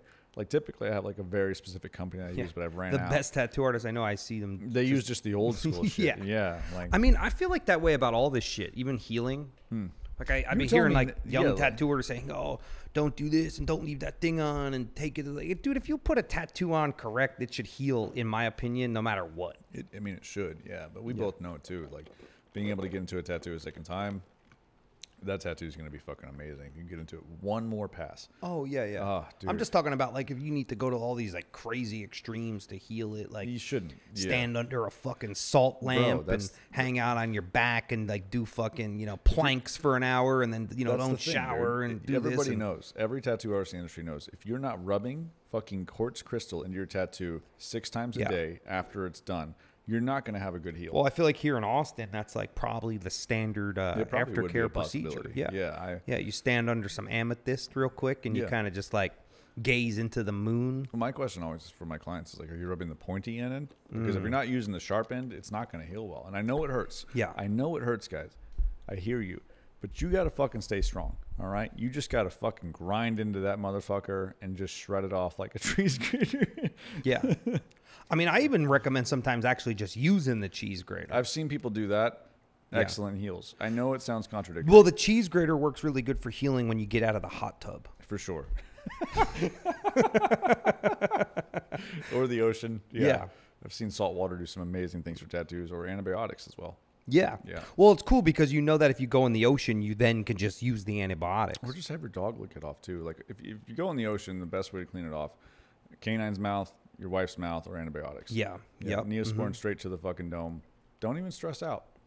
Yeah, no, I mean, it's great. And it's cool that you always have that fallback because you can always just hit the minute clinic and then eventually get to the ER. Yeah. Or, I mean, my favorite thing about all of those steps is when the client shows back up and is mad at you. Yeah. For what, happened to the tattoo. It's like, dog, what'd you do, man? Like. Yeah, you know what my favorite thing is? Like, you just, sometimes you're having a bad day and you, like, dig a nice hole in the client, Yeah. And then you're like, make sure to leave the Sanoderm on for 2 weeks. And and when you're in the ER, I'll be watching reruns of The Sopranos, I got to tell you, man, that Tegaderm is like a fucking blessing. I'm so happy that got brought into the industry altogether. It's just made things so much fucking easier. Yeah. To just be like, hey, man, I know you're not in the medical field. You don't have to fucking stress out. This wrap's on you. Just leave it there. If you have any issues, just fucking reach out. Let me know. I'll walk you through the regular steps of taking care of the thing. But, I feel like before it used to be like 50-50. Mm-hmm. I did the tattoo. That was my 50%. The other 50% is you healing the tattoo. Yeah. And now it's more like 90-10. Like the client just has to fucking not beat it up in the fucking That's almost sun. like the mullet of healing, the 1090. Yeah. It's the horsetail of healing. Yeah. Yeah. You know what my favorite part about using a product like Tegaderm is, right? Buying it for like $8.99 on Amazon. Well, I mean, I've seen you found some too, but there's definitely products that are like just as good as the Unistar from Quadrant. Yeah, and it's just from like it's just an off-brand. A manufacturer in China China that makes the same ones. I feel like a lot of those companies just make a box. Yeah. And then they just buy it in bulk from like a manufacturer in China. I was so fucking mad about those ink caps today because I was like, oh, I want to buy these specific ones because I know they're really. I'm just gonna buy caps and just try that out on. Oh, like on sealed caps, like. Dude, because I'm so tired, man. Like every fucking time I travel. This time I like took the extra mile. I wrapped each top in plastic wrap, screwed the motherfucker down, then wrapped the whole bottle in plastic wrap. I had plenty of people being like, oh, put an ink cap in the top, then screw it shut, then wrap it. But it's like, I just want to have a cap that I can unscrew, screw that fucker on, have a bag of caps. Yeah. And as long as I keep the colors relatively the same, it shouldn't be a problem. That fucker's sealed. Seal it, wrap it, put it away. I don't want to spend an hour and a half just putting plastic wrap on ink caps so I don't get a pop. And I would do all of that and still get a pop. I'm like on the plane. On the plane, yeah. Yo, you flew here this time. I flew here. But didn't you drive here last time and it still popped? Yeah. That's what I'm talking about. What'd you do? Go over a fucking mountain? I'm assuming just the elevation, you know? Like I'm assuming that's what got to it. Probably like why don't you put each bottle in a glove and tie it? The bottle? I used to do that when I traveled. No, you put the whole ink bottle in a glove and then tie it in a knot like a balloon. I mean, so what I'll do is like I'll take the cap off. So if it does explode, it's contained in the. But you should buy like that's a new product we should make. Condoms. Yeah, like ink bottle condoms, just unlubricated condoms. That's really. I mean, maybe that would work because honestly, it's like I took the cap off, plastic wrap, cap back on, plastic wrap the bottle, put like 5 bottles in a plastic bag, close that up. And then a couple exploded. Yeah. But at least it's contained in the bag. Somewhat contained. But I think whenever I came out here in January, it had exploded, punctured through the fucking bag, through the plastic, and leaked out all over the place. And I'm just like, cool. Like, why don't you put like that in a garbage bag or something? Like, I considered throwing it away. No. Like, at that point, I was just like, I'll buy a whole new set, man. I don't fucking care. Just like, aren't you sponsored by these people? Just have them send an ink set where you're going. Yeah, but at that point, dude, it's like, all right, I just got fresh bottles, and I'm going to fucking, like, trash fresh bottles. It's like, well, the fresh ones don't explode, I don't think, do they? No, the fresh ones don't. But whenever they're soaked in fucking power blue, it's like, fuck me, dog. This pigment is rich, you know? Yeah. Like, that ain't going nowhere. I think you should just like roll up to someone's new shop, open up the exploded ink, and just like track it everywhere, and just be like, dude, "Fuck you, bitch." It's been so bad. I've considered just ordering new inks for each time I go to a shop. Yeah, that way I'm like, I don't have to fucking travel. You know what I used to do? Go to conventions, and I'm working. Usually, I would just work 2 days, right? Like Friday, Saturday. You know, doesn't matter take if off. I hit the mic. I'll fuck it up. You work Friday, Saturday. You take off Sunday anyway, or whatever. Or at least I do. Like I'm not trying to like be a crazy. I leave Sunday open just in case I need it.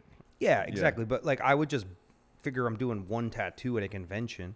Hopefully. So I would just buy the palette. There.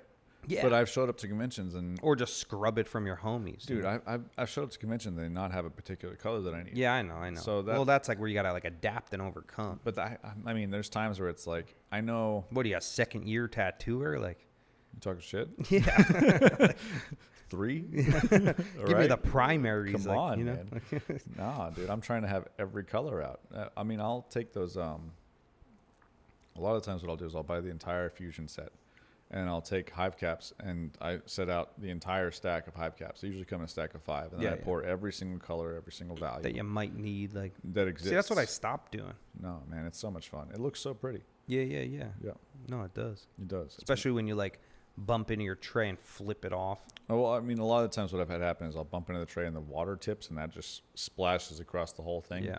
I can't tell what color is what. Yeah. That's like almost as cool as when like someone throws away your machine and they break you down. You know? I mean, we've both had it happen. I've even done it to myself, I'll be honest. Yeah. If you haven't done that, I don't even want to talk to you. You're not a real tattoo artist unless you've thrown your machine away. And then dug it in the trash for it, like 3 hours or 12 hours later. I had a kid tell me I spilled an ink cap on my jeans. I was like, cool. All right, man. Yeah, you got a spot on your fucking... I've spilled the ink cap on my dick, you know? Yeah, I've put my dick in an ink cap.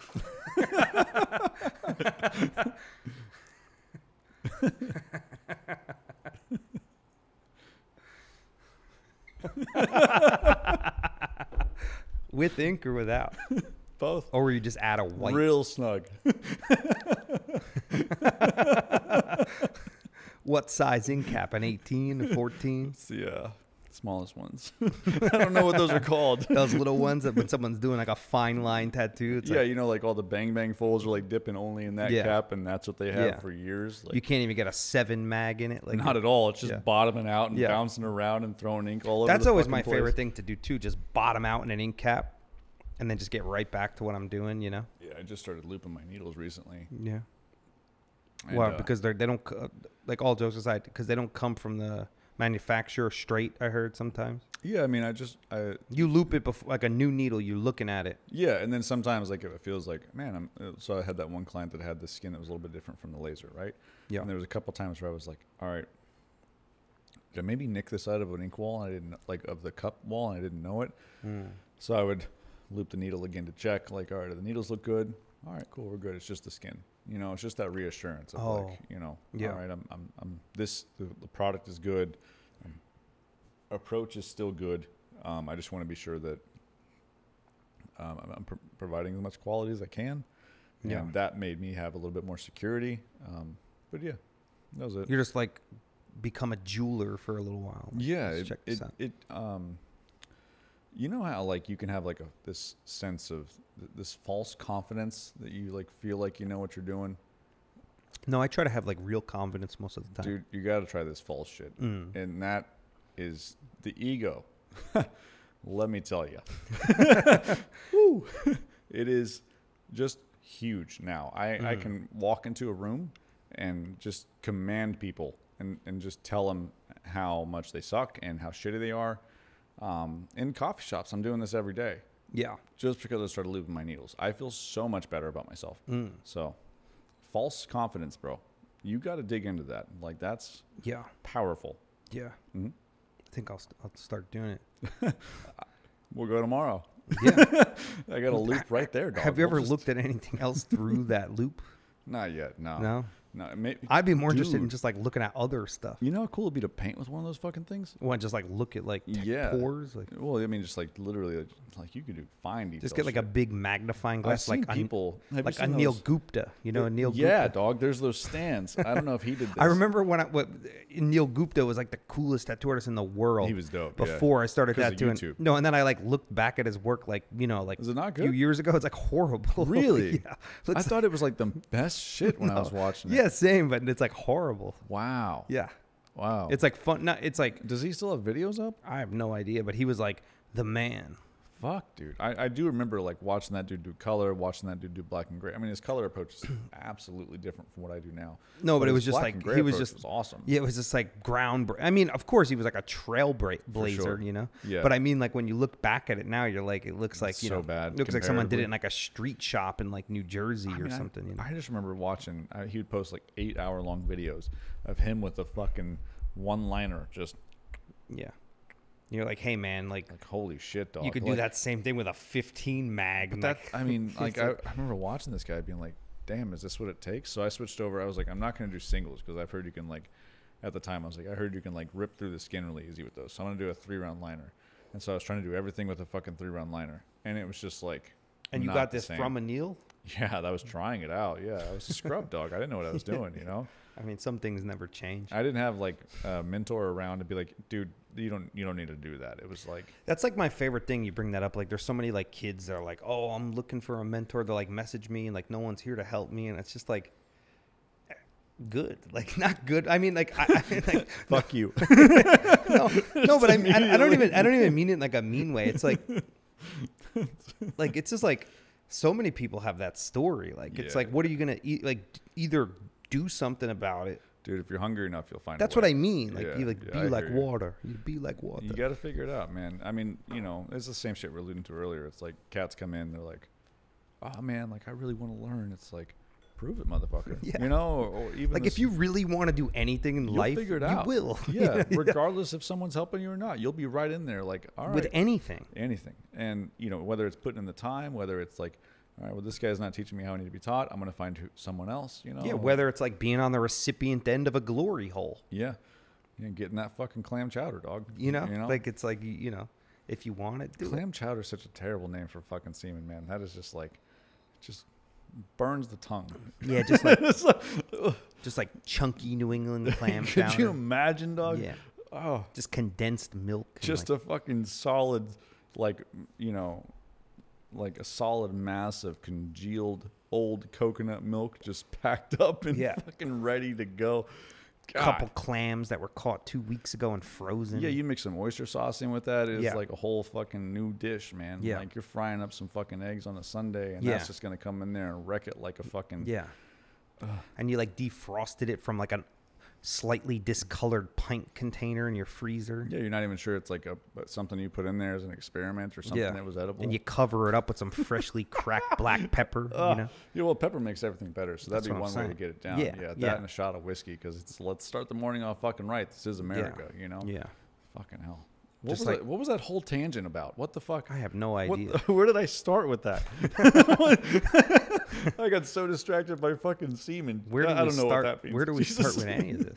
Fucking hell. Thank God for whiskey. Yeah. It's a good drink. No, I mean, that Angel's Envy does a good fucking job. Yeah, I have like some of the better ones at home. That's just like their regular fucking... the 1920s? That 1920 is a good everyday bottle. What is it? Old Forester, right? Old Forester. That's like such a good My favorite is the old. I should have brought it for you to. I think we actually might have tried it the first time. The Old Forester Barrel Strength, the blue. Oh, I haven't tried the that. Blue label. I don't know if I've tried that. I know that that antique one, that Weller, I think it was, that we drank the other night. The Antique 107. Was that it? It's a good. That bourbon. was nice. Yeah, I have that at home too. That was fucking really nice. Yeah, I don't blame you. I need to.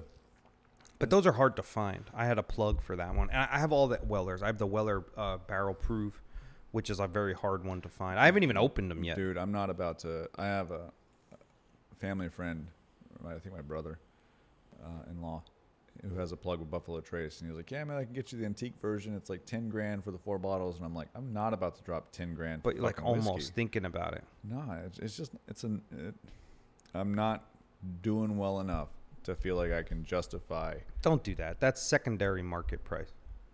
What do you mean? That's not like what they actually cost retail. No, I know that, but I'm not going to go spend $10K to fucking get whiskey. You shouldn't do that I'm ever. not going to do that. There's very good bottles you can find. I'd rather do that. I'd rather just like, even if it's just adequate bottles, I'd rather run out and be like, well, it's close enough and I can drink on it. You know, like I'm not. Something really good you could find is like Wild Turkey, Rare Breed, or like the 1920. Really? Or, the 1920 has been fucking exceptional. Yeah, like good bottles of whiskey that you could find, you know? Yeah. If you just want like a good whiskey that you could whiskey. find. Yeah, like, I mean, and then other than that, you just go to like a good whiskey bar and try them like we do, you know? Yeah, I mean, that I only do that with you, though. There's not a lot of whiskey bars in Rhode Island that I go to, first of all. But no, like, none. I got into it for a while, and I have like 150 bottles at home probably. You have a fucking collection, dog. It's like paintings in this room, you know? Like, you just got them around. Yeah, I like the Elijah Craig barrel proofs. They come out 3 times a year. Talking about those last. Yeah, I have like the last 2 or 3 years every one. Yeah, and a couple of them I have doubles. So like I'll drink one and then have the reserve. Look, E.H. Taylor is a good one, but you can't really find it too much anymore. Like Eagle Rare is a good like daily drink. Hard to find. I'm happy you're putting this down so I can rewatch this shit and find it myself. You got to come over and try some. No, I want to. I have the Stag Junior is probably my favorite bourbon. We need to have a day off at the same time, and I can just fucking probably pop won't over. happen. I mean, it has happened this trip. Sunday, coming around. You're working. Saturday, Sunday, and Monday. So like Tuesday, I have the morning open, kind of. I'm off Tuesday. You want to meet up for fucking breakfast? But you actually should come to my town and do that. Actually, yeah, that would be cool. I'll show you my little beauty. You're humble. But everything's closed on Monday here, I think. Oh no way. Oh, Tuesday you're talking about. Yeah, no way everything's closed. Were you saying like bars and stuff like that are closed? No, but like in Austin and where I live in Buda, everything is closed on Monday. Dude, where I'm at. But we're talking Tuesday, so it don't matter. No, but still, where I'm at in Connecticut, it's a little like mill. It's an old velvet mill. Monday and Tuesday, everything's fucking closed. So it's just like... Here too. What the fuck is that about, man? I'm like... It's wild. In Austin, I would think it's like you'd have something. No, if there's a day something will be closed, it's Monday. Monday, okay. But it could be like 50-50 for some. That shit's... like food trucks and shit, like it's all closed. Definitely get spoiled to convenience. And that was one thing New York really did to me. Was it was like... Yeah. whatever you needed, you could fucking just order it and it'd just show up at your doorstep. Exactly. Fucking immediately. Yeah, I mean, you could still kind of get that here, but not really. There's not that good late night food here, too. Yeah, you have to like know the spots. There's like one or there's a couple like those some. shawarma places you've taken. Yeah, me to, yeah. Those I know all the hit. good ones too. Yeah. I remember we walked into that fucking. Was the other night after the comedy show? We walked into that. It's like a fucking village full of them. There's like 4 fucking shawarma trucks. You're like, no, this is the one. I've had them all. I'm like, all right, and then the kid Shaco was super cool. Mako. I remember I walked up to the It's kid on 7th Street behind behind the Vulcan Gas. It was great. I walked up to the kid. I'm like, hey man, like, just trying to get chicken. Just chicken? Yeah, if you could give me 8 ounces of chicken, that'd be perfect. The dude took one of those bins and filled it with fucking chicken. He's like, I got you. Like, yeah, I know the mission. And I'm like, God dang, okay. It was way more than 8 ounces, but it was good, man. Yeah, he gave you like he gave me all the chicken ounces. they had, dude. I was like, God dang. You just had a plate of fucking chicken. This man is like the meat master. Yeah, because he saw you were with me, because I'm always like, triple protein. I mean, I saw the look in his eye, and I was like, I'm going to tip this fucking guy, you know? And he's going to look at that and give me all his meat. And I took it all. Yeah. This is a terrible way to say that. He put a lot of chicken in the plate. Yeah, and he gave you a little extra white sauce, There was a ton of fucking white sauce in that. Yeah. And a little bit, that red sauce smelled like straight ketchup, though, dog. I was like, I'm not putting that in my fucking chicken. Dude looked like Peter North with all that white sauce. I don't know who that is, but I believe you. Mm-hmm. Yep. Google him. Okay. I'm not going to do that right now. That's Captain Stabbin', boy.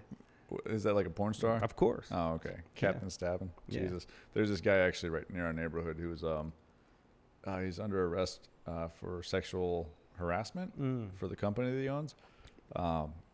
And one of the comments that was in the report was that he walked by a cabin with a female employee and said, "Oh, this cabin is my stabbing cabin." Just the fact this dude's going to jail for saying that shit is fucking hilarious to me, dude. Like, god dang. What? So how much time are you doing? Where at? For saying that. Right now, I hope none, you know. Like, if you send a report to HR because of that, as hilarious as that would be. I'm going to contact my HR department. It makes sense. You'll hear from them first thing in the morning. Just get an email right away. It just pops up. Like, all right. Well, it was a good podcast. Worth it. Oh, man. I miss Austin, dude. This place is great. You need to move here. I lived here. No, and you need to move back. Yeah. Yeah. No, like you do. We'll see, man. I'm about to expand, too. I'm excited for that, dude. It's going to be bigger. Yeah. How many artists you plan on having? You plan on having regulars or just... I don't know. I try not to think like that. You just let it go. Yeah. Cool, man. The universe will bring them.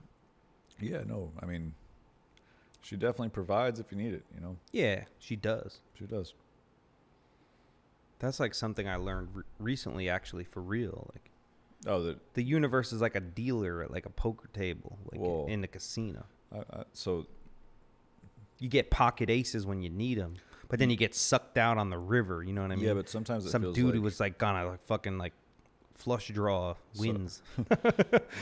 I heard this. I heard this story. It was talking about was it Moses who parted the river, parted the sea, right? Was that Moses? I don't remember if it was, I think it was Moses.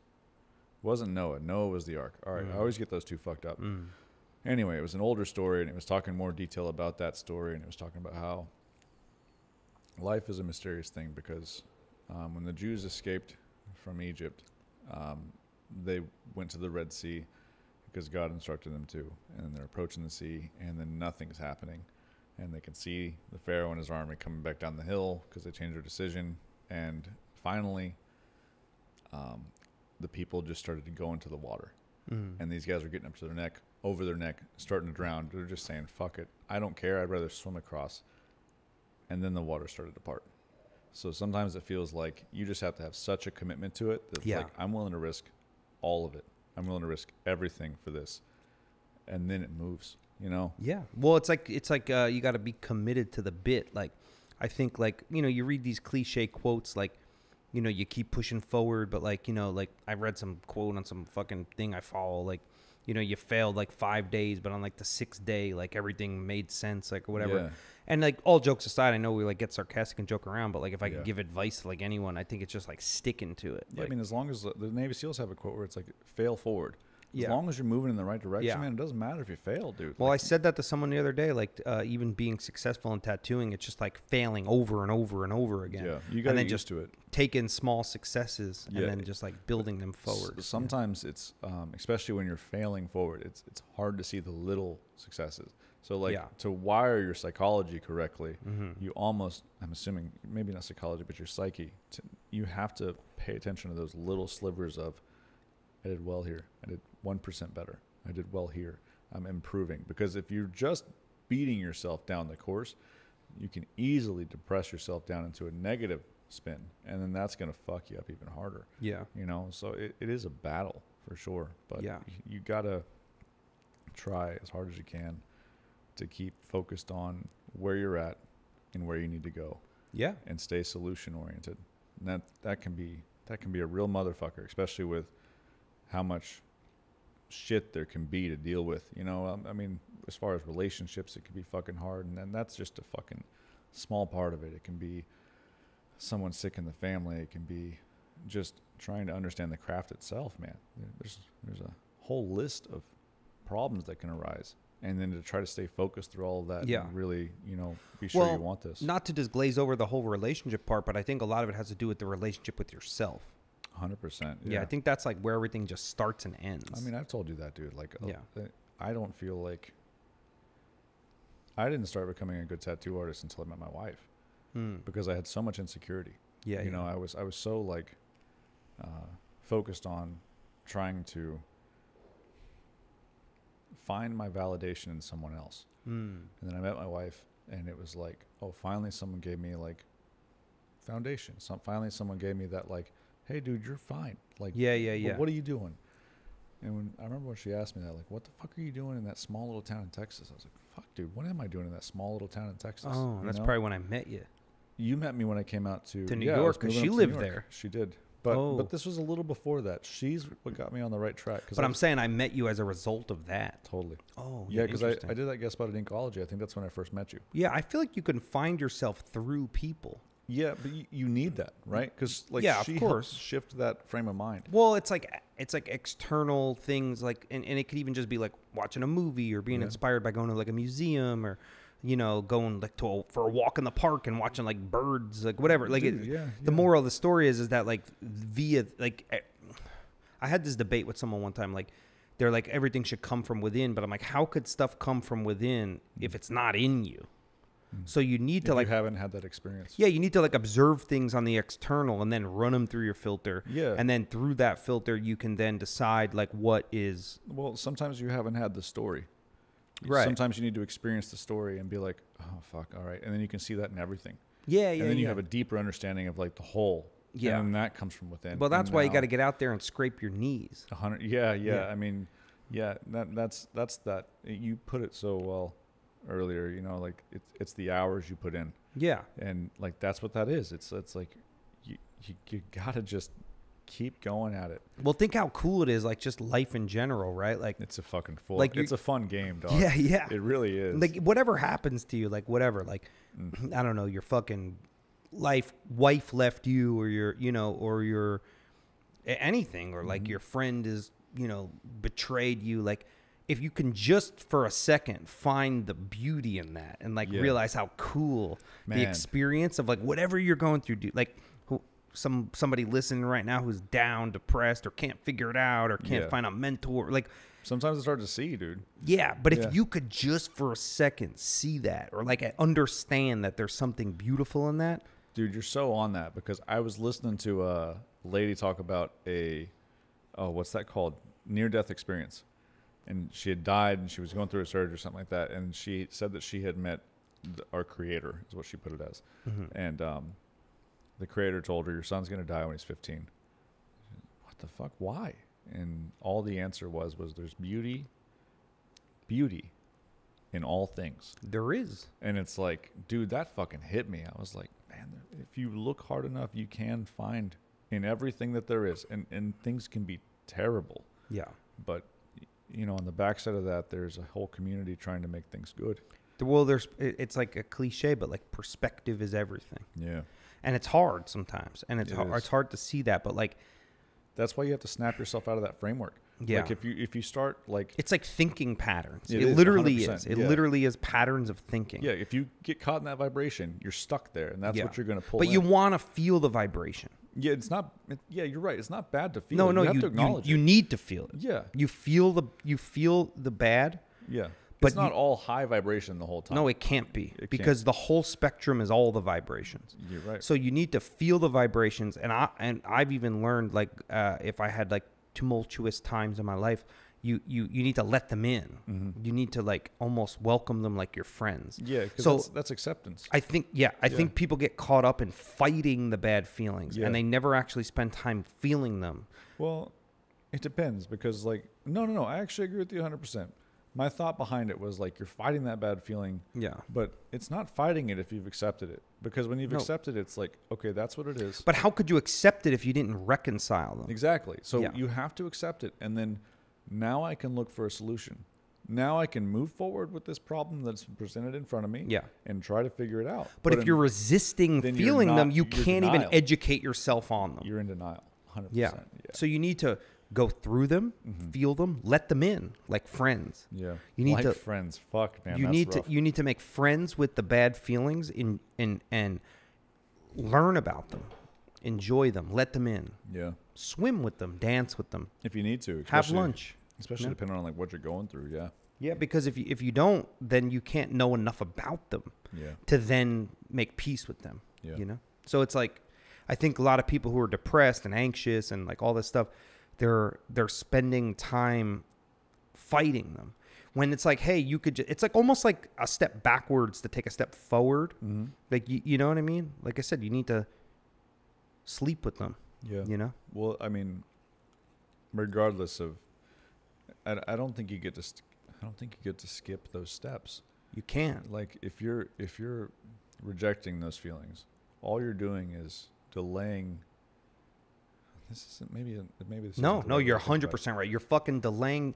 But the reason I have a problem with that thought is it's like, it's not a race, you know.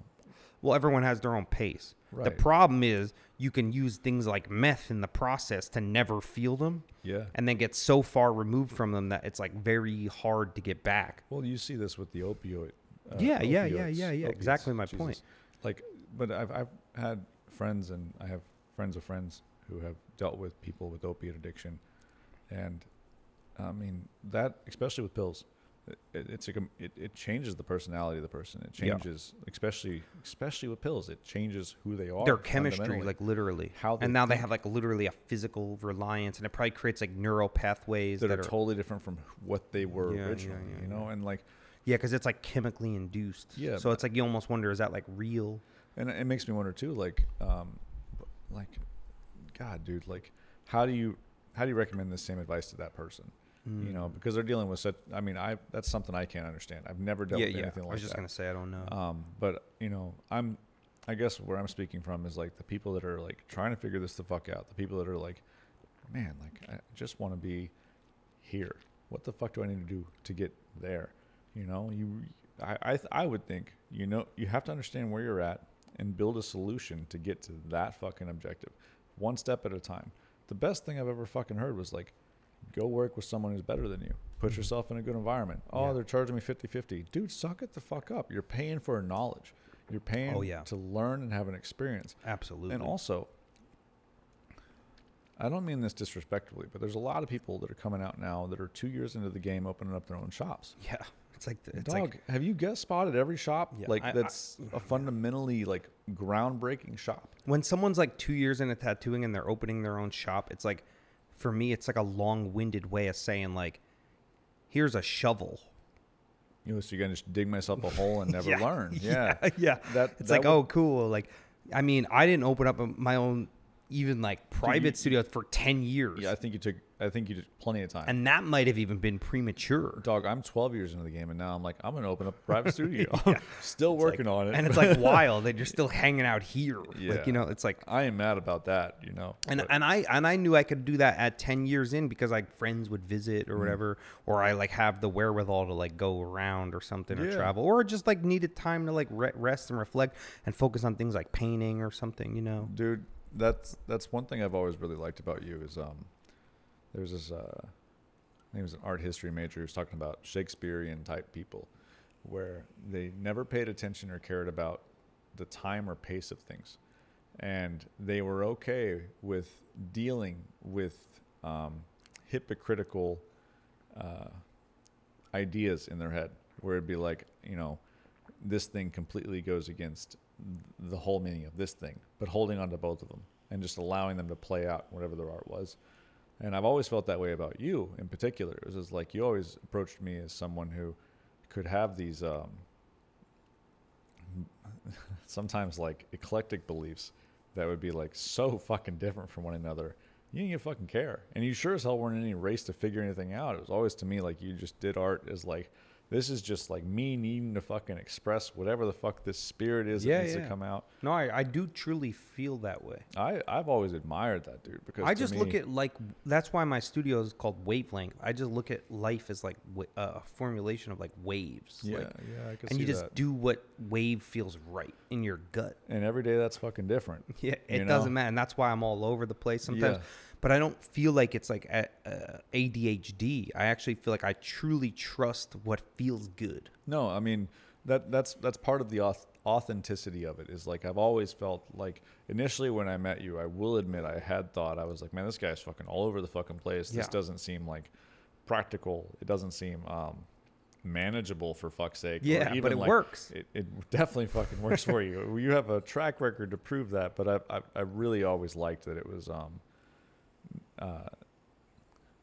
felt like you were just basing it off of whatever it was the creative spirit was giving. My favorite person, Jimi Hendrix.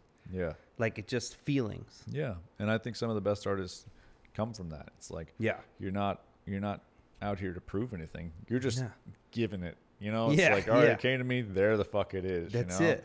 And sometimes that involves you having 4 nights of just, hey, man, I'm going to fucking paint. Y'all guys want to come, that's cool, but this is what I'm Dude, I was inviting doing. people off the street That's to what paint. I'm talking about, dude. I see this. Dude, I had a dude feed. come in here. I met in the hallway, and he came and painted, and he's like, dude, I was in a deep depression. That's awesome. And he's like, I came and painted it, and he's like, man, that unlocked shit in me. And it feels you know? like... I love that stuff. I always kind of... I want to start having, like, real-ass paint nights. That's why I want to get a bigger space. I hear you. But I don't want, like, some, like... fucking still life seminar thing. I just want to like walk around and talk to people and just paint, like pat them on the back and be like, just do what you man. Like, doesn't matter. Like, in the moment. Yeah, in the moment guy. Yeah. You know, there's pros and cons to that I'm sure that you deal with, but I've always admired that you're just like, I don't know what the fuck it is, but right now I'm going to do this shit. And like, I don't have that, you know, to me, it's like when I'm designing. But you can.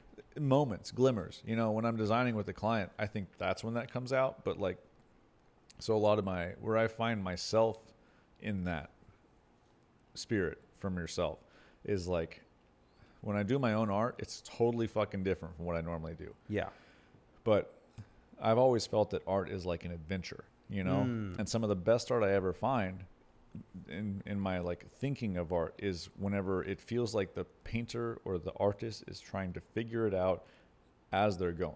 Yeah. And that's what I've liked about yours. It's like you're just dealing with the spirit in the moment. You know? Experimental. And it feels like that. Yeah. And so like even you saw me do it, my client the other day. I'm like, yeah, the background, I'm just gonna do it. You know? Dog, today you're like, you've already got it all figured out, and you're like, no, I'm just gonna do this part.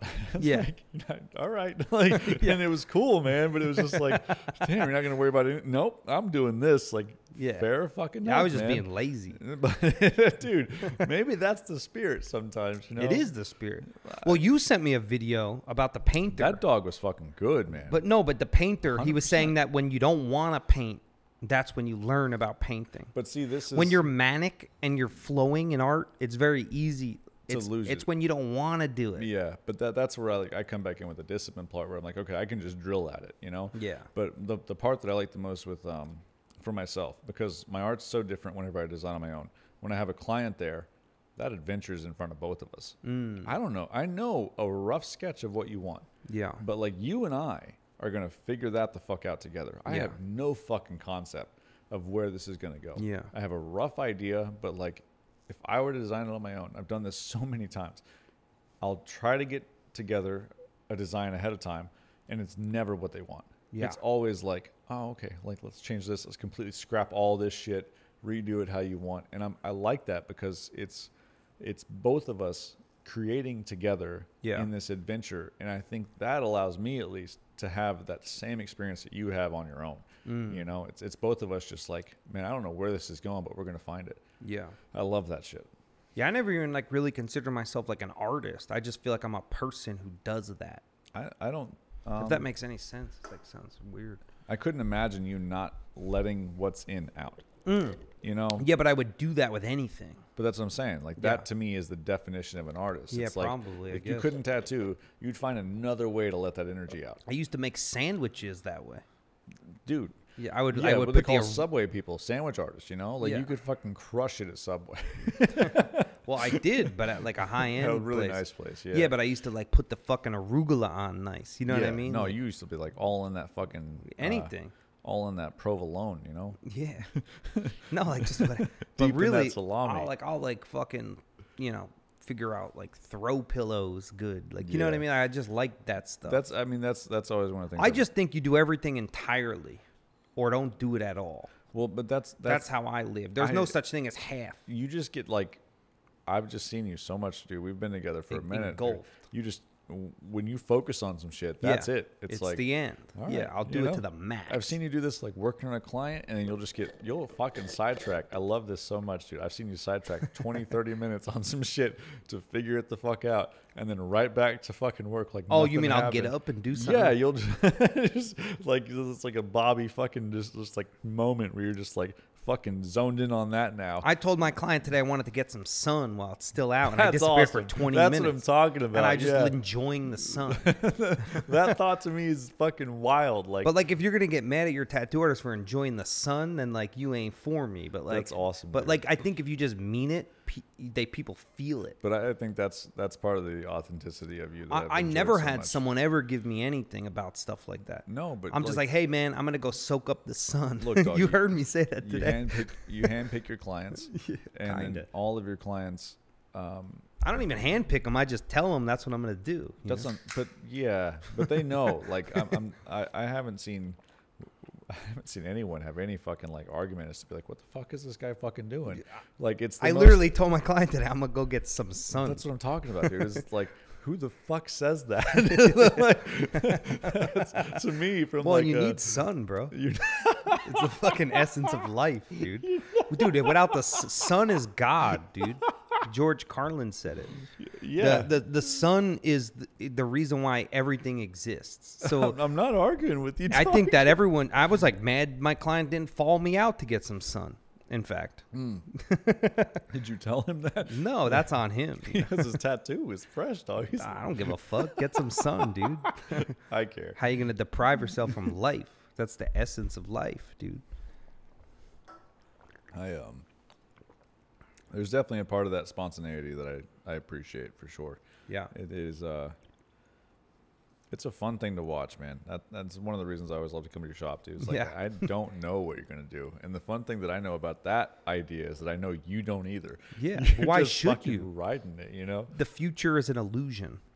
Yeah, no, you're not wrong. The only thing that's real is the present moment. You can guide where you want your future to go. Can you? To a certain degree. You have a certain capability. Well, you can make control. decisions in the moment. Right. And if you do that for long enough, you should be able to orient where you go. Yeah. But no, because you can make good decisions in the moment that will probably lead to a better future. Yeah, better outcome. But the future's not even, it's literally an illusion. It's not a guarantee. Yeah. But the odds are more in your favor. Sure, you can like invest in like a stock and then you can eat right to lose weight. Yeah, you know, like those little nudges. But you're right. Day. You put it right. It's not a guarantee. It's not a guarantee. Yeah, that's where I'll follow. That's where you need, but that's where you need balance. Yeah. In that moment, because you need to live like that moment is your last moment, but you also need to make good decisions in that moment so that in the future. Well, and that's the fun thing about watching your work, man, is it's not like you're just like chaotically just fucking going crazy. It's I'm like, actually become very disciplined with my tattoo. I know. That's what I'm saying. It's like you become more efficient. Like, so it's interesting to me that those things, that's exactly that Shakespearean combo that I'm talking about. It's like you'll have things where you're incredibly disciplined and like efficient on mixing in with chaos. And like the fact that both of those can exist at the same time, it's just fucking fascinating, you know? They can. It's not even chaos. I think it's it's chaos. I think it's just freedom. On the outside, for me, it's just like, how do you fucking manage all of that together, you know? But like, dude, you watch my client walk in here after yours, and my design was ready like dude, you 3 hours before you, and then I was done. done. Were done before me, dog. I was like, God, all right. And I took 20 more breaks. I was like, fuck, man. Like, but I know. And a bunch of dope tattooers bought my mixtape on that one. They were like commenting, you know, like, oh, for sure. I'm saying, like, it's just like you sold a mixtape. I feel like I'm hitting like a weird stride, and it's like a weird time in my life that like I feel like good about it. It's weird. It's very interesting. Yeah. No, man, I'm excited for you. I can't wait to see what you do, like career wise too, man. Like we got 10 minutes left. Just dude, really? Yeah. Dude, we just been grooving out here, but it's good because we're gonna do more. No, I mean, I'll do another one on like another day while you're here. I just when I'm working the whole fucking rest of the time I'm here, dog. I just when can't you're done. dog. When you're done, we should do like a midnight one. Like just run it late. Yeah, like I'll come here instead of going to the whiskey bar. Yeah, that'd be cool. I'm not even against it. No, I just need to be sure we could do that probably Monday night. I'll put this one out first, and then like right now, like next week. That'd be. I mean, you don't need to like. I'm not opposed to delay or any bullshit like that, you know. But like, take your time with it. I still need to catch back up on the fucking series myself. But man, like, I'm just so surprised that fucking time flew by like that. God dang. Time flies when you're having a good time. Yeah, man. I need to do more podcasts like this because I do feel like I need to do other ones. I think. Well, I'm just being like. Conversation wise, man, like there's like a lot more to play with here than like a normal conversation, you know. We have like easy distractions that come up, and it's like so easy to just fucking like not be in the moment. Exactly. Well, I like this because it forces you to be in the moment. That's what I'm at. Yeah. This is the most moment that I get in, I think. Yeah, I don't.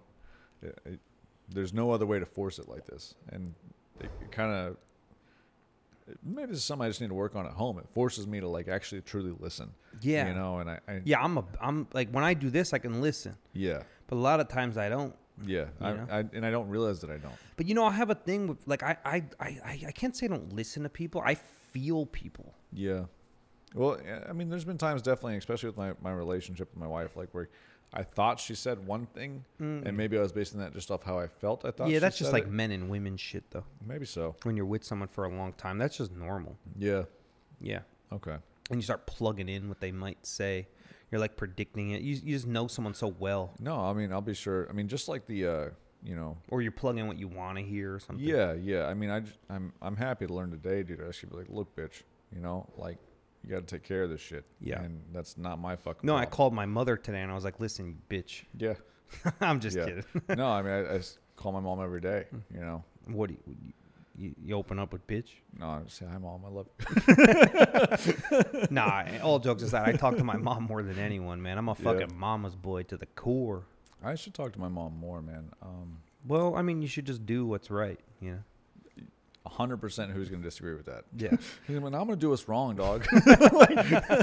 No, I have a deep relationship with my mother, yeah. Yeah, no, that's good, man. I love the fuck out of my mom, but we've just had like a couple little things here and there where, you know, for me it's just been hard. But she's been through a fucking lot, dude. And family can be tumultuous, you know. Yeah, it's a good word. I use it a lot. Tumultuous. Yeah. I think you probably broke me open to it. Probably. I think I use it too much. I think I got to start doing word of the day. Yeah, I'm not good with words anyway. You know, it's that redneck lifestyle. So, but good with whiskey and meth. I mean, I know a lot about wagon meth. wheels. Those meth heads make some good fucking wagon wheels. Same with the Amish. So, you know, I don't know what the discernment is there, but that's like the commonality between the Amish and meth heads and Italians. They all make good wagon wheels? Because the wagon wheel pasta. Fucking Roman You never bastards. had wagon wheel God pasta, dang dog? it. No, I've never had wagon wheel Damn, pasta. bro, I gotta bring you to fucking New Jersey, dog. dude. Let me tell you. Wagon wheel pasta. You don't know wagon wheel pasta? My wife's Italian. She makes pasta all the fucking time. Yeah. Never had a wagon. Ask her about a wagon wheel, been and that's no- not the real name. Dog, for it. there's been no wheels in my pasta. Let me tell you. Wagon. I'm gonna Google that shit right Google now. that. Wagon wheel pasta. And I'll tell you, she makes some good fucking pasta. All right, like we move up to Rhode Island. I'm eating the best fucking Italian food I've ever eaten in my fucking life, and I'm just trying not to stack on fucking in pounds. Rhode Island. Get the hell out of here. There's more Italian shit. dog. There's more. You never Italian. seen the wagon wheel pasta, I was thinking like a wheel, dog. bro? They're fucking mini wagon It's wheels. macaroni. Nah, It looks like fucking that's some macaroni. fucking Texas ass bitches. Just call it. disrespecting Italians. Dude, no, I don't. What's the proper name for wagon wheel pasta? Wait, we got to bring this back a little bit. You just said that Rhode Island sucks for its Italian food. Rhode Island has the highest concentration of Italians anywhere else in the United States. You're gonna jerk off some Italians, dog? I mean, I probably have already. Oh man, that's good. Oh, rotelli. Rotelli. Yeah, I've never had that. rotelli. It's a wagon wheel, dude. Rotelli. You never seen it? That's the shape of the pasta. I mean, I don't understand what the difference. This is just me being ignorant. I don't understand why there's different kinds of pasta. Like, isn't it all it's a made of the same mouthfeel shit? thing. Why is there different types of whiskey? The hell are you talking about? I don't know what I'm talking about. Yeah, you don't. No, I'll fully admit that. To me, it's Yeah. weird that it's all made of the same shit. Just Why is there shapes. different types of beef? You know. Fair enough. But some of the beefs are more What do you mean? tender There's a than- huge difference between a fucking rigatoni and a pastina. You know. I don't know the difference, dog. I'm just You saying. don't? Like, I know the difference in a hamburger and a fucking steak because the steak. Well, there you go. Like, But they're both beef, right? they're both beef. And they feel different when you eat them. Yeah. Okay. Yeah. Yeah. No, that's a good comparison. You know what I'm saying? I- Cavatelli, it's a little more dense. I don't know what the fuck cavatelli is, dog. I'm just trying Or to tell you. Orecchiette. Who's an orecchiette? It's I think Italian for ear because when they make it, they use their thumb and they push on it, and it's like a half. They don't use oval. their ear. No, it looks like an ear. That's incredibly depressing. Orecchiette, rigatoni, Italians, cavatelli, you guys missed the mark on that beer pastina. pasta. rigatoni. Did I say rigatoni? I've had rigatoni. Penne. I've had penne. You know what I I know mean? I've had with the those. angle or not with the angle. Maya's gonna fucking like be so. you know what I'm pissed. talking about. I don't, dog. I'm like, Nah, I don't come know. on. I'm just happy to eat it. I'm just telling you. because I'm from like Ginzo land. Yeah, you grew up Yeah, around this yeah, shit. Yeah, yeah. And then you got the fucking, you know, No, I don't. I'm telling you, the I don't vodka know. sauce. The I don't know any of this shit. Are we out? no, we got a few more minutes, but All we right, should good. start rounding. We just it up. went on a fucking 7-minute rant about fucking pasta. Well, and it's a I don't good know thing to dick go about on. it. I don't even eat this shit no more. Yeah. You Why got are ra- you so fucking like you got caught up in the you fucking... got ravioli. No. You know Well, what I mean? you're like- stuffed rigatoni with just- vodka sauce, bro, bro. I just Little pecorino romano on Watched top. a full-grown man get upset I didn't know about pasta. It's like weird to me. Yeah, I don't know. Fuck. I don't know what to fucking tell you, dog. You know, it's just like normal to me. Yeah. Yeah, Yeah. having a pasta dialogue. Mm-hmm. God dang, dude. New Jersey is a weird You're fucking making me. place. You're making me man. feel at home. Oh, I don't know any of this shit, man. Now I'm trying to think of more. Farfalle. Dude, Farfalle's the bow ties. so I remember there was a motherfucker. I remember there was a pasta that when there was that crisis with COVID. You remember that one, right? The whole in 2020 there was a virus that went around and people like stopped fucking around or whatever. Oh, I didn't know about it. It happened like not too long ago. You can Google it. And there was one pasta in Italy that like no one took. It was like this like it was a penne pasta, but it had no grooves on it. And they're like, yeah, even Italians are like, this isn't worth fucking taking. I thought that was fucking funny. I gotta piss. All Oh, right. it's time to end anyway. Yeah, it's Let's good, round man. it up. Yeah, It was good to Until do this next again. time. We'll do it again, I'm sure, in Yeah. January I or can't- whatever, that was- or like one day this week. I Or can't late. believe that was 2 hours, dog. Damn. Yeah, Thank you guys. I almost like the cutoff. Yeah. People don't listen, you know. The Fuck moral of this whole conversation is eat some fucking pasta, you know. The whole conversation. Yeah. All right. Forget about all the deep things you talked about or about growing. If you sprinkle meth on your pasta, Yeah. you're gonna have a great wagon team. Little, That's what I learned. A little pecorino meth. Yeah, the Amish love meth heads. Yeah. So you want to use pecorino romano, not Parmesan. Parmesan's more of a table cheese, Okay. but they often call it Parmesan. What about queso fresco? Nah, get the fuck Like, out no, of but I think that would be good on Italian food. I'm telling fuck you. outta Have you ever had queso fresco? here. Get the fuck out of here. No, seriously. Like, it's like so close to Parmesan. You want pecorino romano I don't know because what that it's salty and it's from goats. Dog, you got to try this. I'm telling you, there's an Italian Mexican cuisine mix here that would be fucking phenomenal. Well, we should open up like a Italian Mexican fucking hybrid. All right, you'll put your deli meat in my fucking corn tortilla, and That's then it, we'll boy. just fucking sell it out. Get a little of that fucking queso fresco. All right, let's done. I gotta that's take a it. piss. Thank you. All right, guys, thanks for listening. Later.